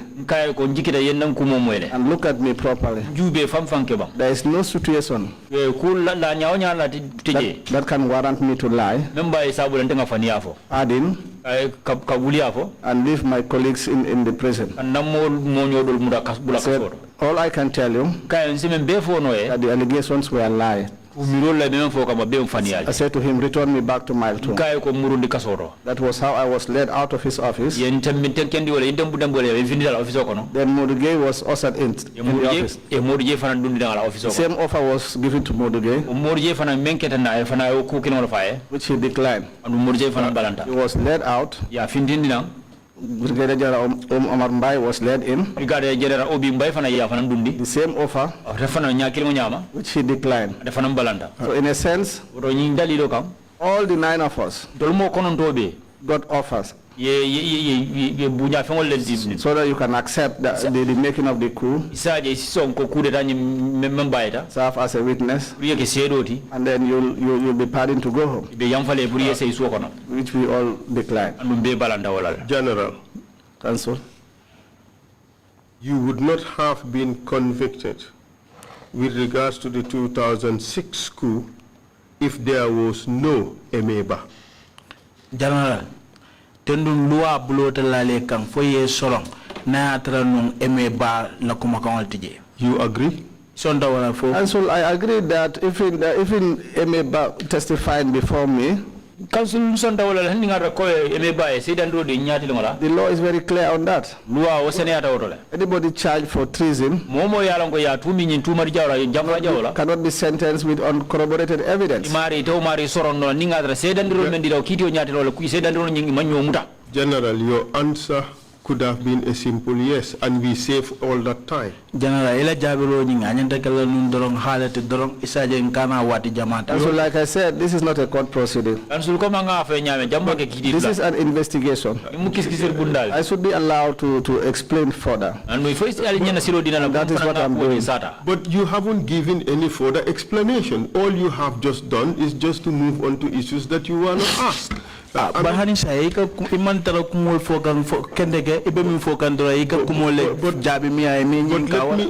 me proceed. Emeba was pardoned by the president. Correct. And you just told us that Bojang was used to influence the president to bring out Emeba on trump-up charges to convict you. Certainly, I said that here, that was the plan they said in the prison. Just tell me a yes or no. That we don't have to expand, otherwise we'll be here till tomorrow.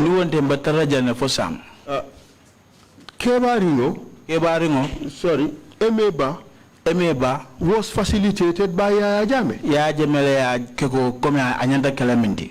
True or false? I don't understand when you say it was facilitated. Well, because I know that it was Kerr who carried those words to the president. So I see as Kerr was the one who facilitated.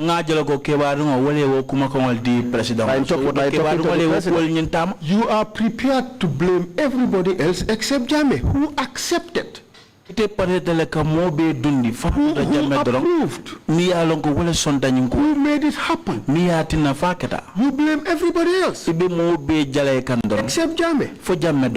Isn't that the case?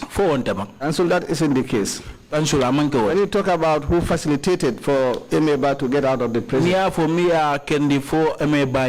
obvious that it was Kerr who facilitated. And it was the president who approved. Exactly. I accept that. If the president did not approve for Emeba to come out of prison,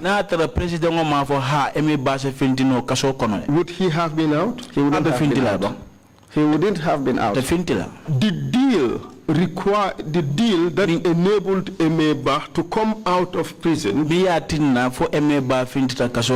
have his dues paid, given double promotion, and he testified against you,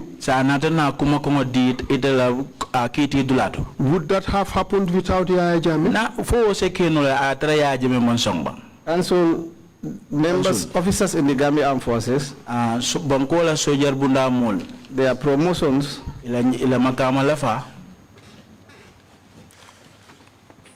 are sanctioned or are approved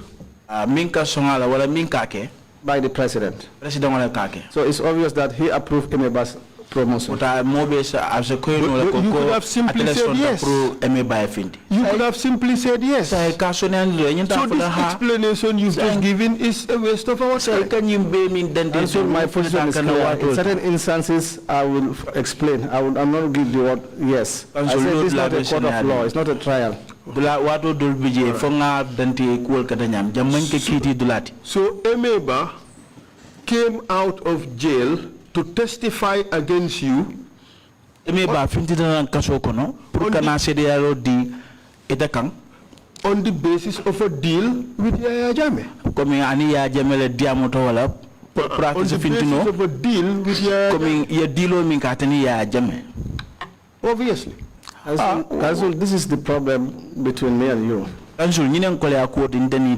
wasn't aware of a deal between Emeba and President Yaya Jammeh. But it is obvious you are just denying a patently obvious fact. You told us the deal organized by Kebaringo. From Kanilai, Kebaringo from Kanilai. He was used to convince Yaya Jammeh. Yaya Jammeh brought out Emeba from prison.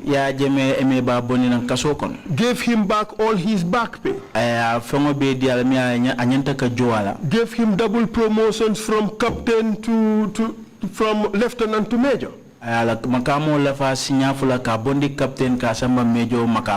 were charged on the basis of his allegation. And you were convicted on the basis of that. You are prepared to blame everybody else except Yaya Jammeh. General, that is glaringly obvious.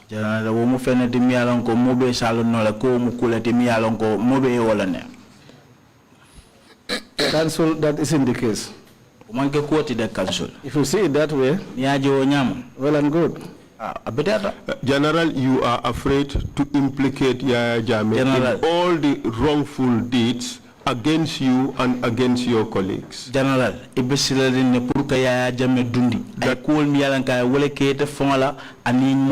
that is the fact. If that is your position, fine. And General, in fact, that is the reason why you were released when you were released from jail. You wrote to Yaya Jammeh. And all you did was praise him. There was nowhere in your letter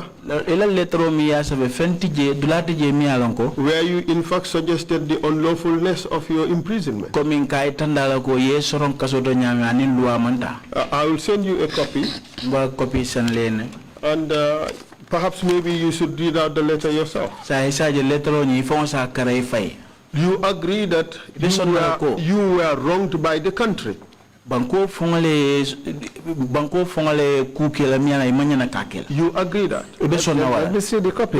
You agree that you were wronged by the country, you were wrongly incarcerated. I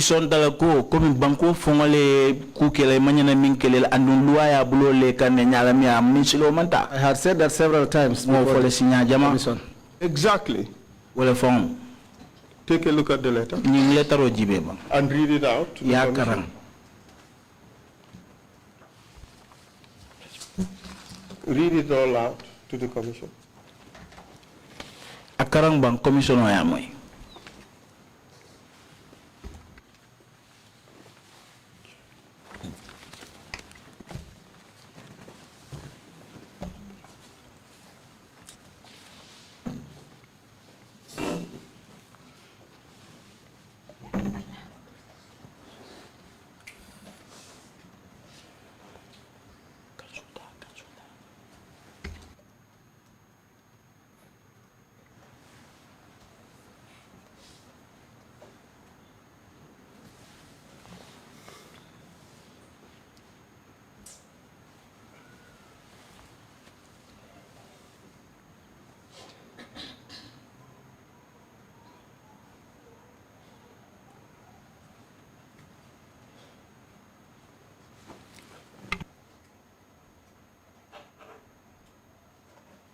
So what is the connection for me reading this letter here? Are you also afraid to read it? Afraid of who? To read it out to the public? I don't think that should be your assassin. Just answer. I'm just asking you. I ask you first. I'm not here to answer questions. I'm here to ask the question. Yeah, hold on a second. Witness, Is that a true copy of the letter you sent to President Jammeh? Taking a good look at it. President Jammeh. Yeah, but I cannot even remember this one. It is how many years from now? It is just a copy. That's why I ask you if it is a true copy of what you sent to Jammeh. President Jammeh. It could be true, but I cannot remember. It's close to 10 years ago. What's the date on the letter there?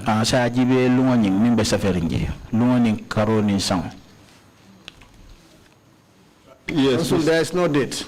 There's no date on this. That is why I cannot remember. Well, Mr. Chair, if he did not date the original, the copy would not have. So there is no date on the letter. But Mr. Chair, if he refuses. No, I'm coming. Yeah, if so no date on the letter. There is no date. Recall. No address, no date, no nothing. It's just a mere copy like this with my picture there. Letter among Lumol Sodomia and Columina. What authenticity does this have? Council, can you go ahead and then read what there?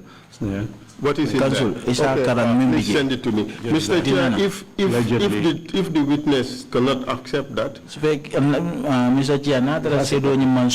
there is a record of his interview with the Daily Observer. Just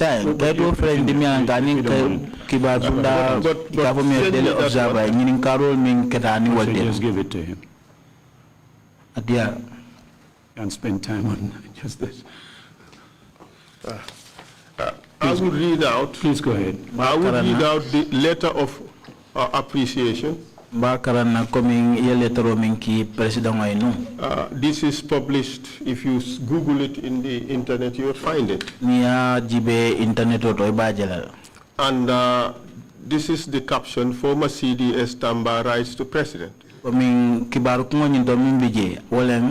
CDS Kotoning, I suffer President. The former Chief of Defense Staff of the Gambia Armed Forces, Tombong Tamba, has written a letter of appreciation to the President of the Republic, His Excellency Sheikh Professor Alhaji Dr. Yaya AJJ Jammeh Babili Mansa, for granting him a presidential pardon that reunited him with his family. Letter on Yimpuka Sutiani Mimbi, wala Nintiko, itef CDS Koto Ning, ye letteros Safeleya ki President Kaitandala ye Contano Minsoto, Kabraye Bondi Kasota Kayamfe. And the message reads: Sankumako Ning Minfoda. Letter of appreciation. Letter of Mialonko, President Jaila. First and foremost, I would like to give praise to the Almighty Allah for this very important day in my life. Follow mbe Allah subhanahu wa ta'ala tendula prunin lunku mami yala ketana baluokona. Reunion with my family and friends. Without adequate words though, it is with profound gratitude and sincere appreciation that I write this letter to Your Excellency.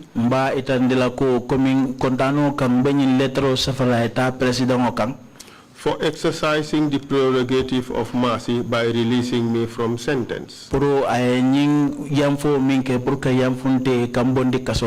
My release is of utmost benefit to my family and relations. And therefore, we will continue to be grateful to you for this generosity of spirit. I pray that Almighty Allah continue to protect you on all fronts.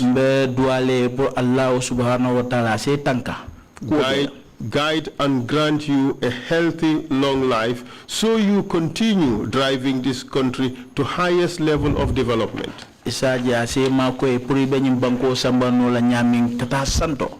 Your Excellency, the President, your action has sent an important message to the whole world.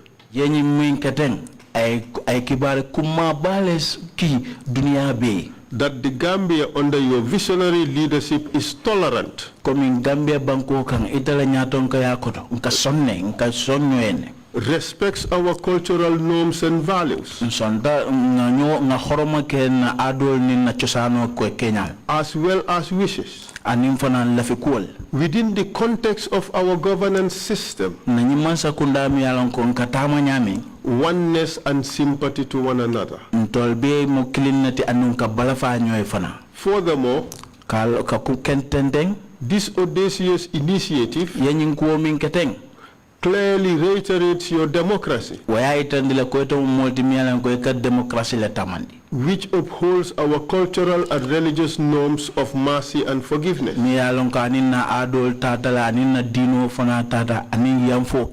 I am proud of you and your government for having considered us for pardon. And may Allah subhanahu wa ta'ala positively reward you abundantly. The past few years of my custody were difficult. However, these days were not just moments of restriction, but had transformed me spiritually and brought me closer ever to Almighty Allah than I was. My pride goes beyond having learned and completed reciting the holy book of Islam, the Quran. But I can now confirm I am a person whose faith in all aspects has strengthened. Alhamdulillah.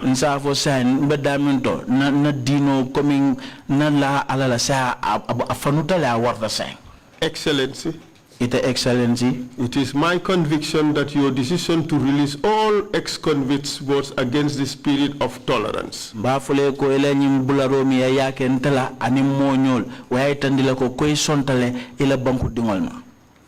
Your in-depth knowledge of the contents and your beliefs in the teachings of the two holy books, the Quran and the Bible,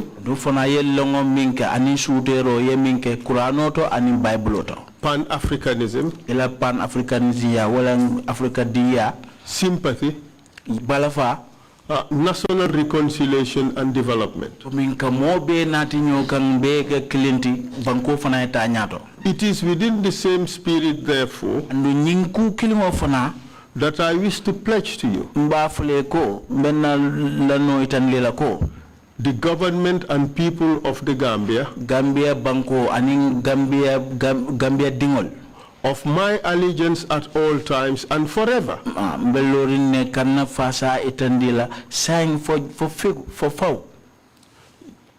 In addition, I also humbly ask for forgiveness from all Gambian people, including your Excellency,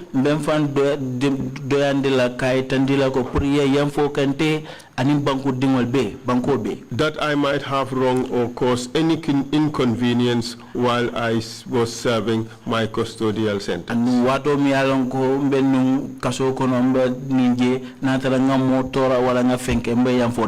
While I assure you and the entire country of my unwavering loyalty and continuous reconciliatory spirit, I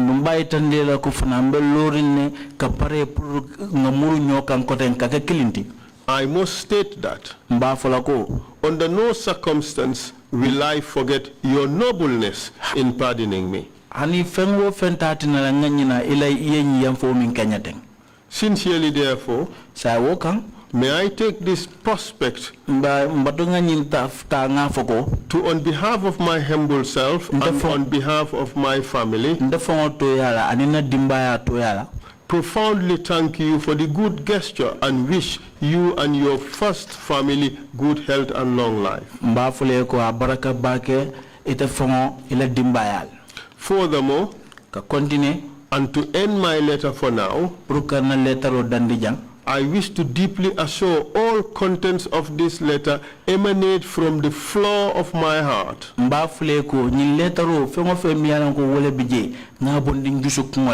And I shall uphold to whatever is stated. andu fongo fo mi yalla ngo wala bije be lola wala fana kan inshallah Importantly also, andu fana kumata fana I wish to pray for the state mother Aja Asombi Boja, mbedwala banko bama e kafo mi Aja Asombi Boja, that Allah protect and give you good health and long life. alama alaya tanka aya Give her, I mean to say, alama alaya tanka aya so sima ba aninjata kenda, so that she may continue isaja se continue no to give the motherly inspiration to the nation. bama ya mi bama place o mi be loringa kan nyim banko kan wo se continue no. In conclusion, ka sayan ka kumo mbeb kumo boyndi la dami, accept please your excellency mbafle te your excellency is a song the assurances of my highest consideration and fraternal esteem. komi nganna fengo min be foten komi be lola kanne ka nyanta lola ka nyami. Long live the Gambia. Alama Gambia mela. Long live your excellency. Alama ide fonsi mayala president. I remain your servant. Ntamila jongo da mangadi. Lang Tombong Tamba. Ntalam lang Tombong Tamba. Former Chief of Defense Staff. Ntalamunong soldier nyaton ko kotoni. That's the letter. It's a beautifully worded letter. Thank you, Council, very much. Abraga Council. Witness, did you write a letter to President Jammeh shortly after your release? For a letter of kata President Jammeh kam kabri ye buladoro. Council, I'm trying to recall my memory, Chairman. Yaman mba kata kane kan hakilo bulandi. Our legal representative, Sirif Tambedu. Lawyer miyalo wolbe lori molya Sirif Tambedu once told us that he wrote 2 letters anane afo molya nako kay letter fula safelano for the president. ata president waka. One was, I think, kilingo nying to ask for clemency. For prior yam for molya, and the other one I couldn't remember. Probably this might fall within the letters written by our legal representative. So he wrote 2 letters to the president on our behalf. Did you write to the president at all yourself? I just want to know.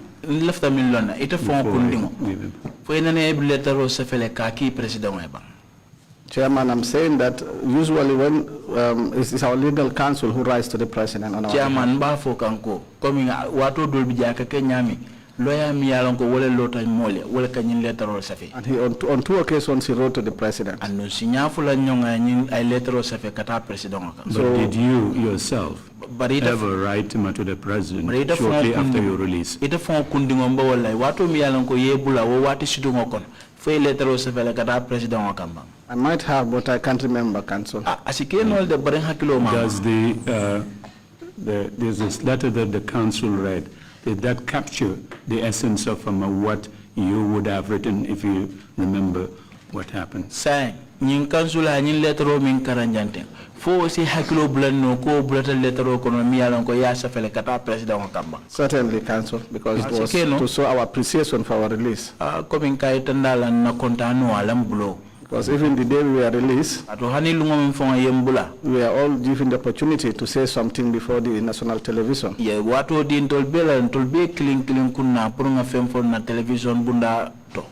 And each of us thanked the president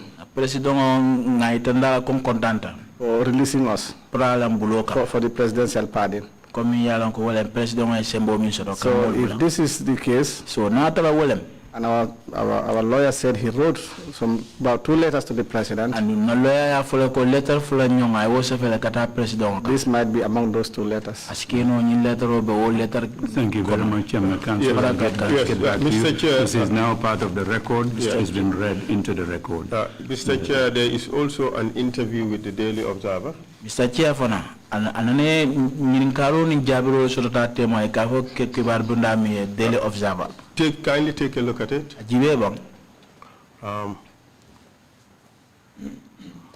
Would you recollect that this is a record of the interview? Foi hakilo samano ko min nyimu jabiro ni ninkaro ni jabiro lete min kede ni kibar bunda tema ikafo mi Daily Observer.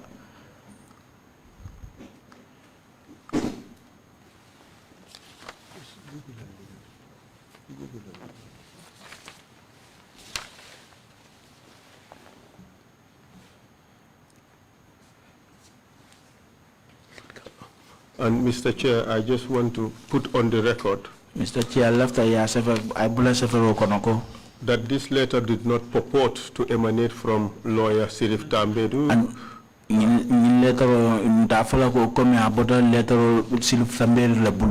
who we all know has worked extremely hard in cases of this nature, and to which we are grateful. And so what is your evidence on that? He was our legal representative. My evidence is that the letter purports to emanate from Tombong Tamba, former Chief of Defense Staff. All I'm saying is that is what the record shows. Sorry, interpreter. The point is well noted, the Council. Thank you. It's been read as part of the record. So we move on to the interview situation, not spend time on this now. Do you recall having made this interview, General? Yes, I did. Would you agree that this is the record of that interview?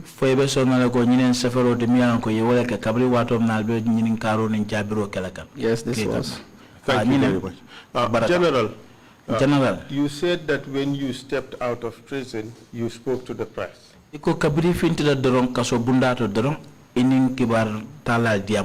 And all of you thanked the president.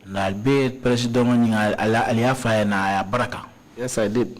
My purpose of bringing this out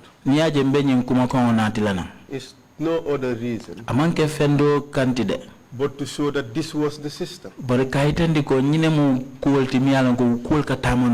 Everybody had to praise the president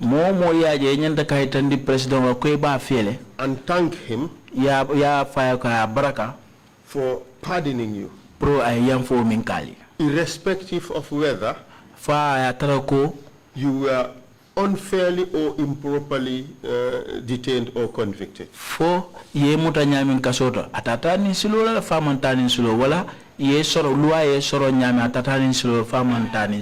And that was the expectation. General, that was the only reason I brought this thing out. You are not the only person to have sent a letter to the president thanking him. But that was the system. And this is the kind of system the commission, or at least me, is bringing out to show how deplorable that the system would convict a person wrongly, and once the person is released, the person is expected to praise and apologize to that same system that wronged the person. Mbole fintindikan commission onyi walante mbole fintindikan kaitandiko hana tara mumi yalon ko luwaye muta ye sorong ana manke tonya kanti hani obe ni luwaye bula eka muru koten ekana eka president eka itandala ko luwaye muta yembula so mbe yamfo mbafule ko baraka. For all those people who have been wrongly imprisoned, molmi yalon ko ye sorong kasota anda manke silo kanti, we as a country, we owe you. We have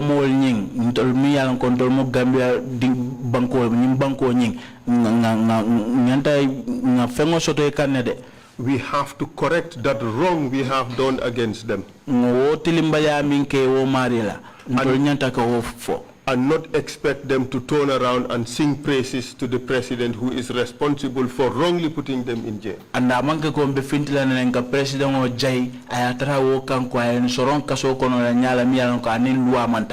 that is the point.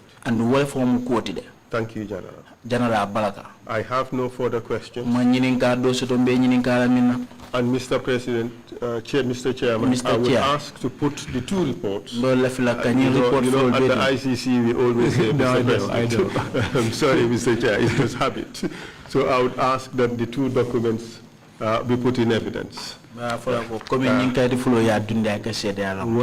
Mr. Chair, exhibit numbers? I would give you an exhibit number after this break. Fine. Thank you. Could the Secretariat get me the document, please?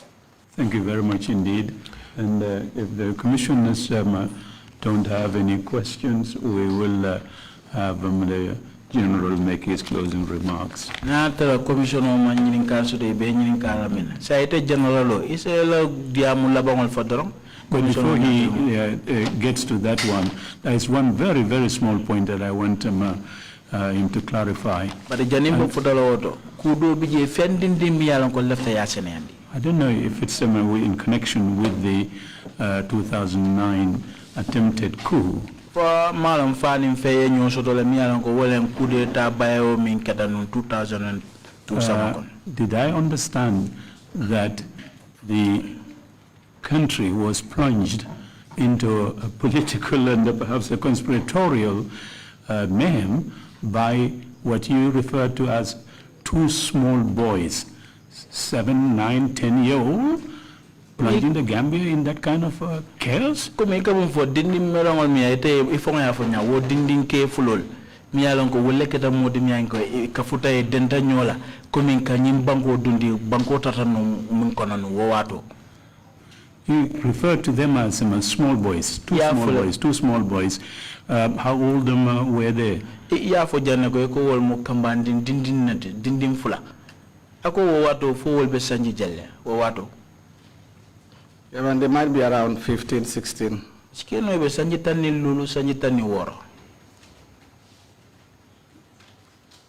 Extraordinary.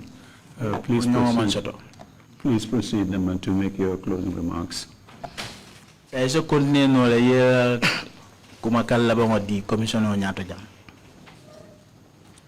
of the Commission. Chairman of Commission Young. Members of the Commission. Ani mol mi yalan ko be commission auto jang. Lead Counsel. Lead Counsel. Deputy Lead Counsel. Ana no malanko.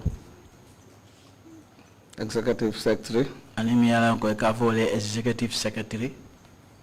All those present here. Ani mol mi yalan ko bebe ma be rinjang. My family members. Ma dimbayal. Members of the press. Ani kibar talal. I say a big thank you to this commission for giving me the opportunity to sit here and talk of issues that concerns me.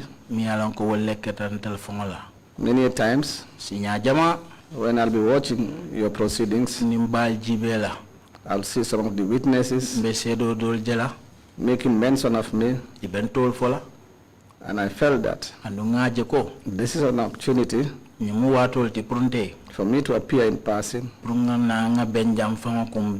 and shed light in that respect. I want to say here that all what I said here was said freely, without any intimidation or whatsoever. And that is why I have to thank the Commission for the way and manner in which the proceedings were carried out here. Certainly this will give confidence for those who have not been here, we will give them confidence to get the mind to appear before this commission. We must all be convinced as Gambians that there is no, we must all be convinced as Gambians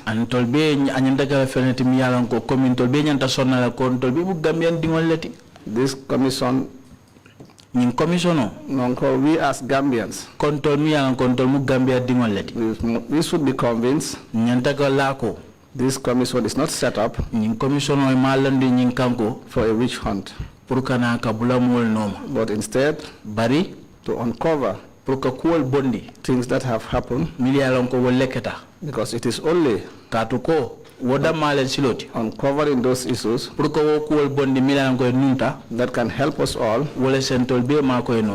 to make the corrections. And it is against that background that I decided to come here. And I want to assure you that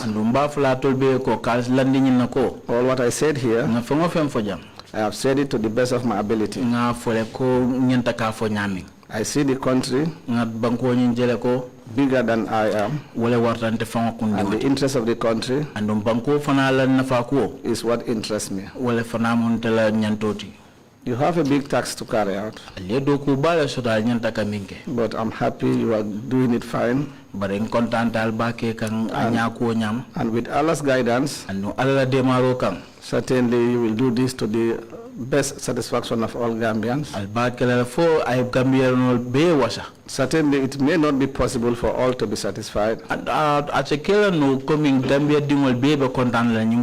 but I'm happy that I've seen the majority of the panelists, the commissioners, are all elderly people. Most of them are parents, and I've known some of you, and certainly I have confidence in this commission that it will discharge its duties. Because like I said earlier, I know there are certain books that will guide us. And when I see landed people in the Quran, and landed people in the religion of Christianity, that further gives me hope that the deliberations of this commission, that further gives me hope that it will be done in the best of their ability, without fear or favor, ill will or affectionate. So we Gambians, let us see Gambia. Let us see Gambia first. The trend in this country is very sympathetic. We have taken politics to put it at the forefront of everything. Let us be reminded, politics is just like a game. When we are in the field of football, you have 11 players in both sides. At the end of the day, one team has to win. Politics is the same. All sides cannot be winners. But it is important that one team that wins, we all celebrate together. Because we must be reminded that we the elderly, our days are gone. So we have to work hard to leave a good legacy for our families and others yet to come. My appearance here today was centered on so many areas. I was a former Chief of Defense Staff of the Gambian Armed Forces.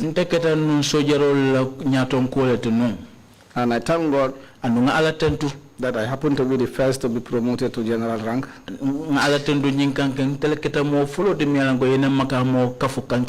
was not because I was better than the others. Not because I was more landed than the others. But that was the will of God. And it has ever been my position to discharge my duties in the right way. But hence I am human, and to err is human. During the course of my duty as Chief of Defense Staff, I might have made some mistakes. I might have had some shortcomings. And asikenga kulke miyalon ko amanken sawoti. That wasn't deliberate. Amanke ko ngaken sawole kan. That wasn't willful. And amanke ko ngaken nidia kan. Those that were arrested and subsequently prosecuted and sentenced, I want to say to you that it was my conviction that during the investigation, to see to it that all of you were fairly treated. In fact, that was why at one time, when I saw one of you in the name of Faring Sanyang, in that type of terrible situation, it really hurt me, because that was not what I wanted to see. And also during that time, we worked hard to see to it that the ground was level for all of you. But hence, we did not have complete control over over you people that time. But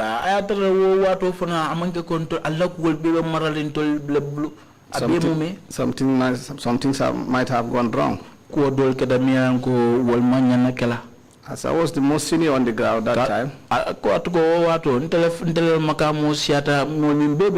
wanted to take charge of all situations. I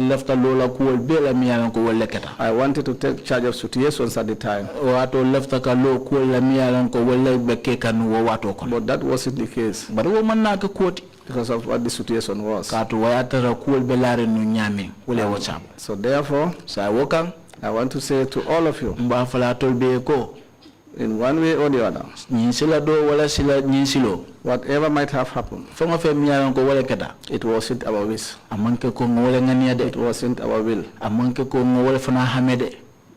To the extent that some of you went through some difficulties, as testified by you before this commission. So I'm saying that if I have, in one way or the other, if I have in one way or the other, wrong any of you, I want to tell you that it wasn't deliberate, it wasn't intentional. Then I say sorry. I've said it here to err. This human, I did my utmost to make sure that all of you were fully taken care of. We are given the opportunity. And in fact, that was what led to my removal from the panel. When the case of Sirif Mustafa Diba was brought before the panel.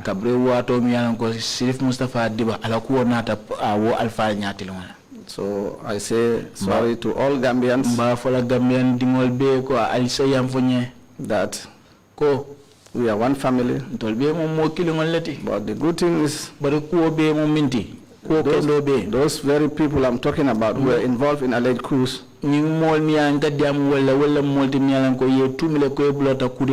I'm happy that during the investigation, they accepted. During the court martial, they denied their involvement. But when they appeared before this commission, they all confessed of their involvement. That yes, they were involved. So the bottom line is, yes, they were involved. Probably, their denial might have led to some actions being taken. But like I said, the panel was not in complete control of that situation. And I believe that is why this commission is set up, to correct the wrongs. And I want to assure you that we will all work together to correct the wrongs. Because It is not the best thing. It's not the best way that we Gambians are known for. I also want to thank members of my family, of course my friends, my good wishes. Certainly when you are in such a situation, this is not a difficult situation. It is a situation that you come to say what you know. So you must thank those that stood by you. And certainly my family, my friends are among those. I also want to make a plea to this commission. There are certain things that I want them to look into. I have noticed that there's a particular group here that have been left out. The present government is composed of almost all the tribes. All Gambians. However, I have noticed that there are people who have been left out. There are officers who did nothing at all. Who did nothing at all, I say again. Who have been relieved of their duties. And I believe that if we want to move forward, that should be discouraged. By this I mean the likes of Navy Captain Silla Kujabi, Colonel Bojang, Brigadier General Savage. I have a list. I could not remember all in the list. These are people that have not had of anything that they committed. This is something that hurts in the heart. Probably the commission may not know. All these people most of them have mentioned. They belong to the Jola tribe. I know of former managing directors were relieved of their duties. Probably they belong to one tribe. And I don't think this will help. If we say we want to move forward as a country. I recall in the days of the former president Yahya Jammeh. In fact, in his cabinet, there were no more than 2 Jolas as ministers. In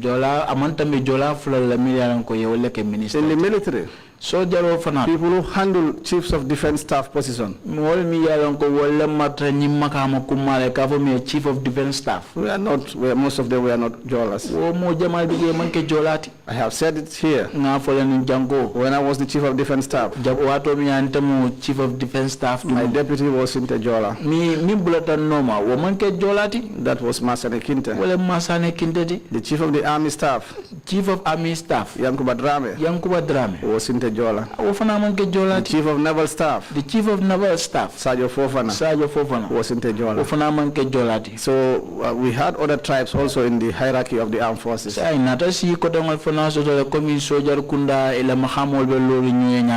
But for now, I can say most of the officers who belong to a particular tribe,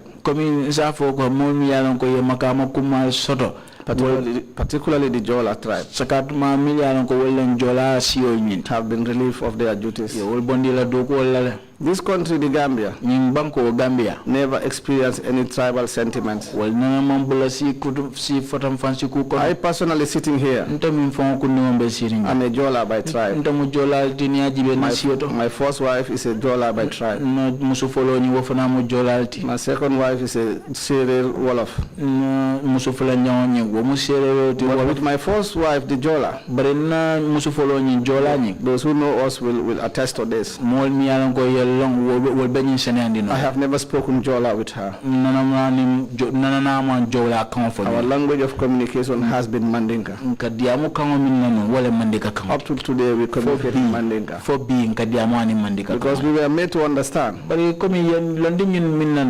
language doesn't matter.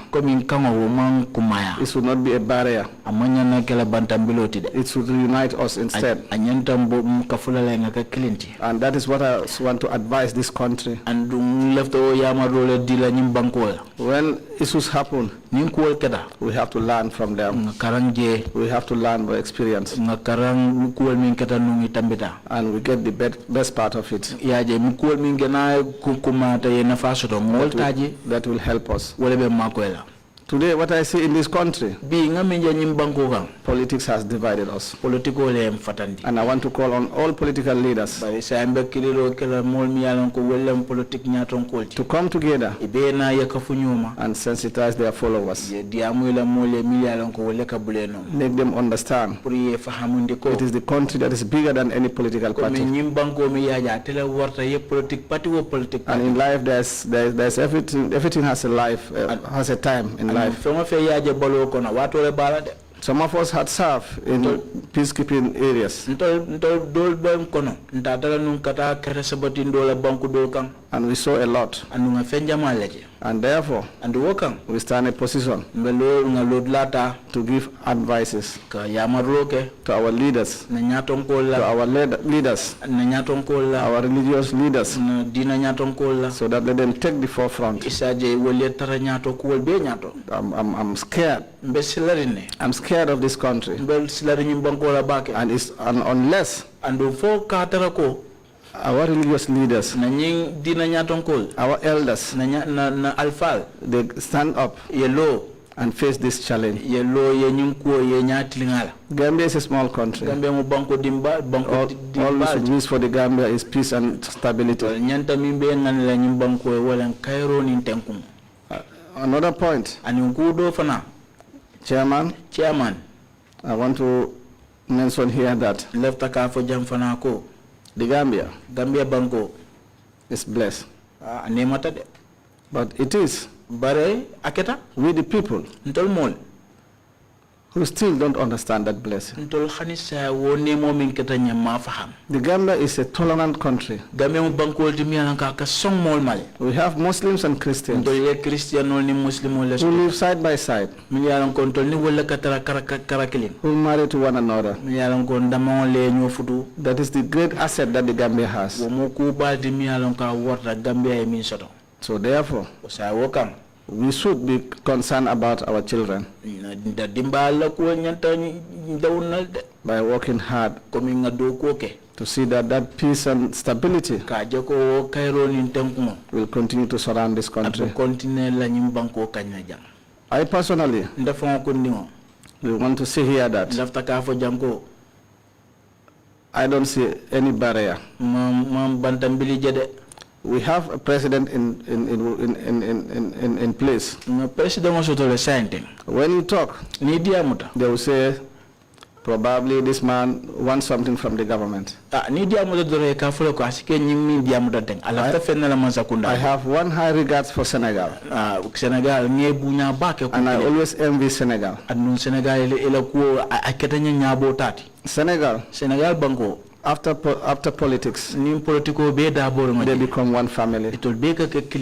They become one family. They do everything together as a family. That is what I want to see for this country. We are approaching elections, but the atmosphere is not good.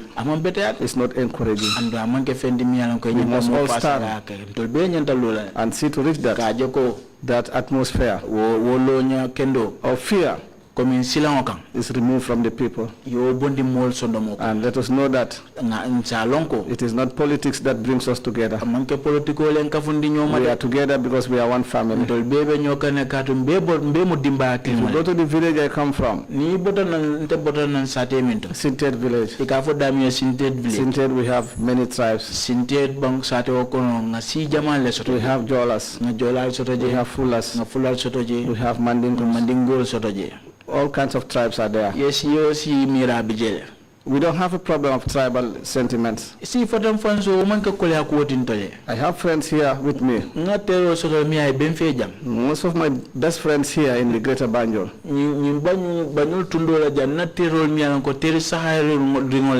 Some of them are Fullers. Some of them are Mandingos. Some of them are Wolofs. So I don't care about what tribe you belong to. Then I want to pray to Almighty Allah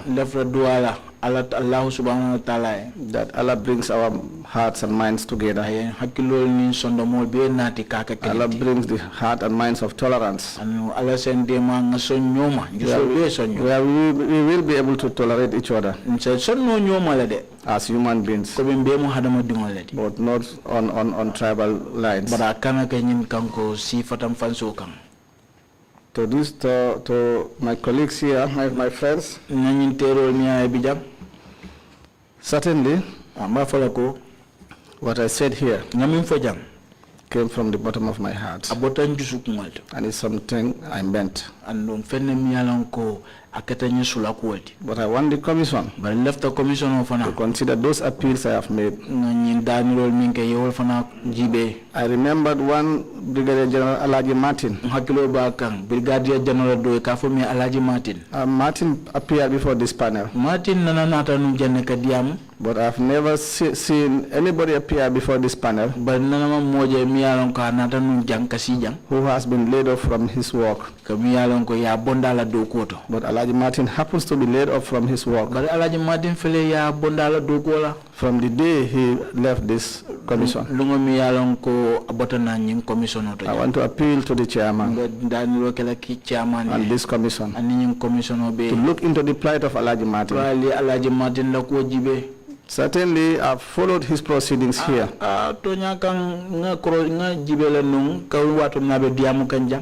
I've never heard where he had killed somebody.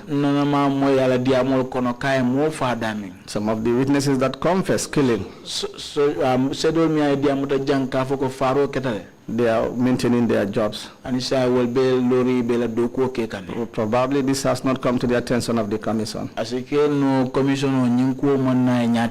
That is why I decided to bring that forward here, so that it could be looked into. Chairman, commissioners, lead counsel and lead deputy. I think I don't want to bore you with a long statement, but I want to assure you that I'll be part of those people who will be standing out there to preach peace and unity. For I feel that that is the best way forward for the Gambia. So on that note, I say a big thank you for inviting me here. My coming here was not based on a force. I wasn't forced. I was requested to appear here, and that is how I came. Thank you very much for your attention. May God bless you all. May God be your protector in your discharge of functions. May God bless the Gambia. Thank you, sir. Thank you very much indeed, General Tamba. General Tamba. Both for your testimony and your concluding remarks. Very wise and comprehensive.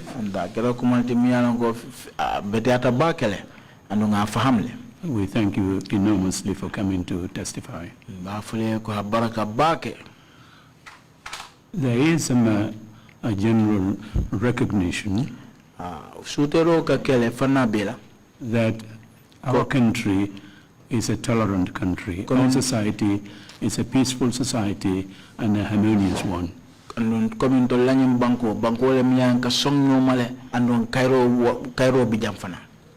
However, for 22 years, horrific violation of human rights and abuses occurred here. In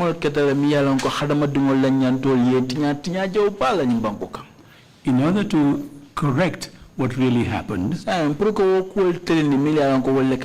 we have to know exactly what it is that transpired in this country during that period. And that's what this commission has been mandated to do.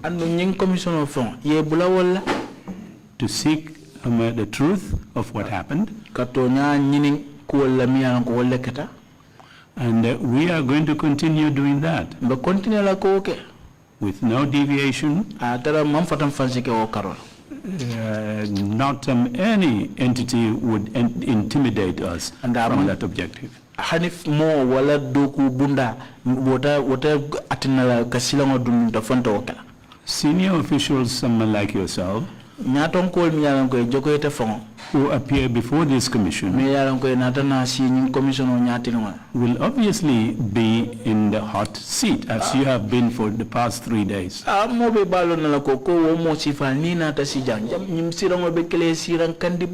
It is not going to be as a sane mandinka purabe tekelawati. The hot seat that you have been in for the past 3 days, it's obvious it's going to happen. We're going to put any leader, any person who had responsibility at a very high level in the same hot seat to assist us in establishing the truth.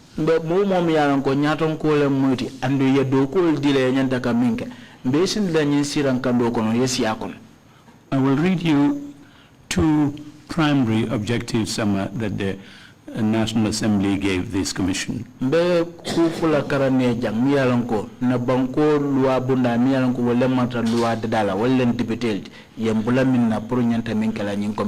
It included in that list that we address impunity. We're going to come to that at some point. It also mandated us to prevent a repeat of the violations and abuses suffered by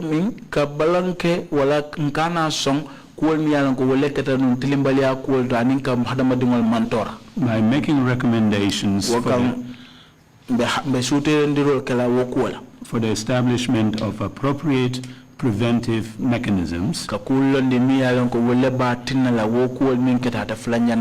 including institutional and legal reforms. We have for the past month or so been looking at institutional issues. We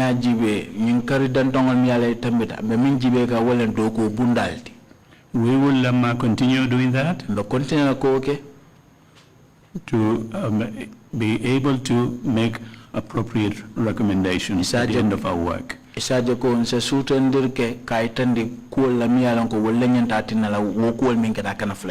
Nothing would deter us from pursuing this mandate.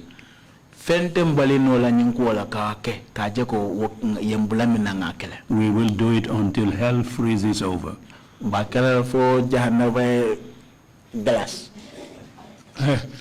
Sorry, was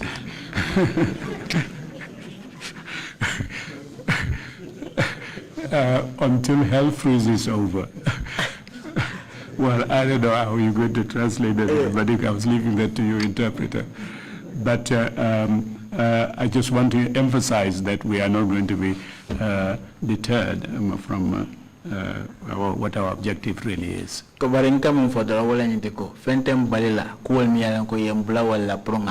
Again, I thank you very much, General Tamba, for coming to testify before the Commission.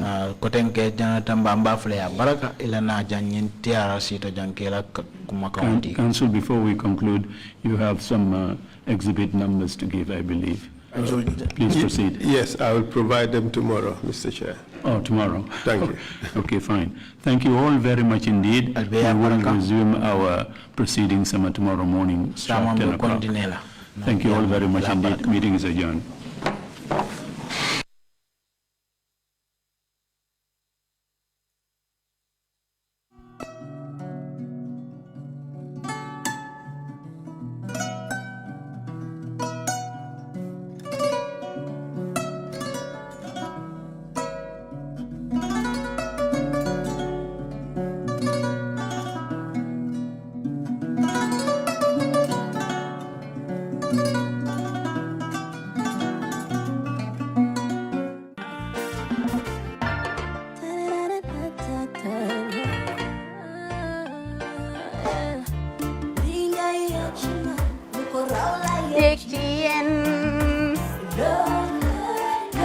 Love like fire. Wow.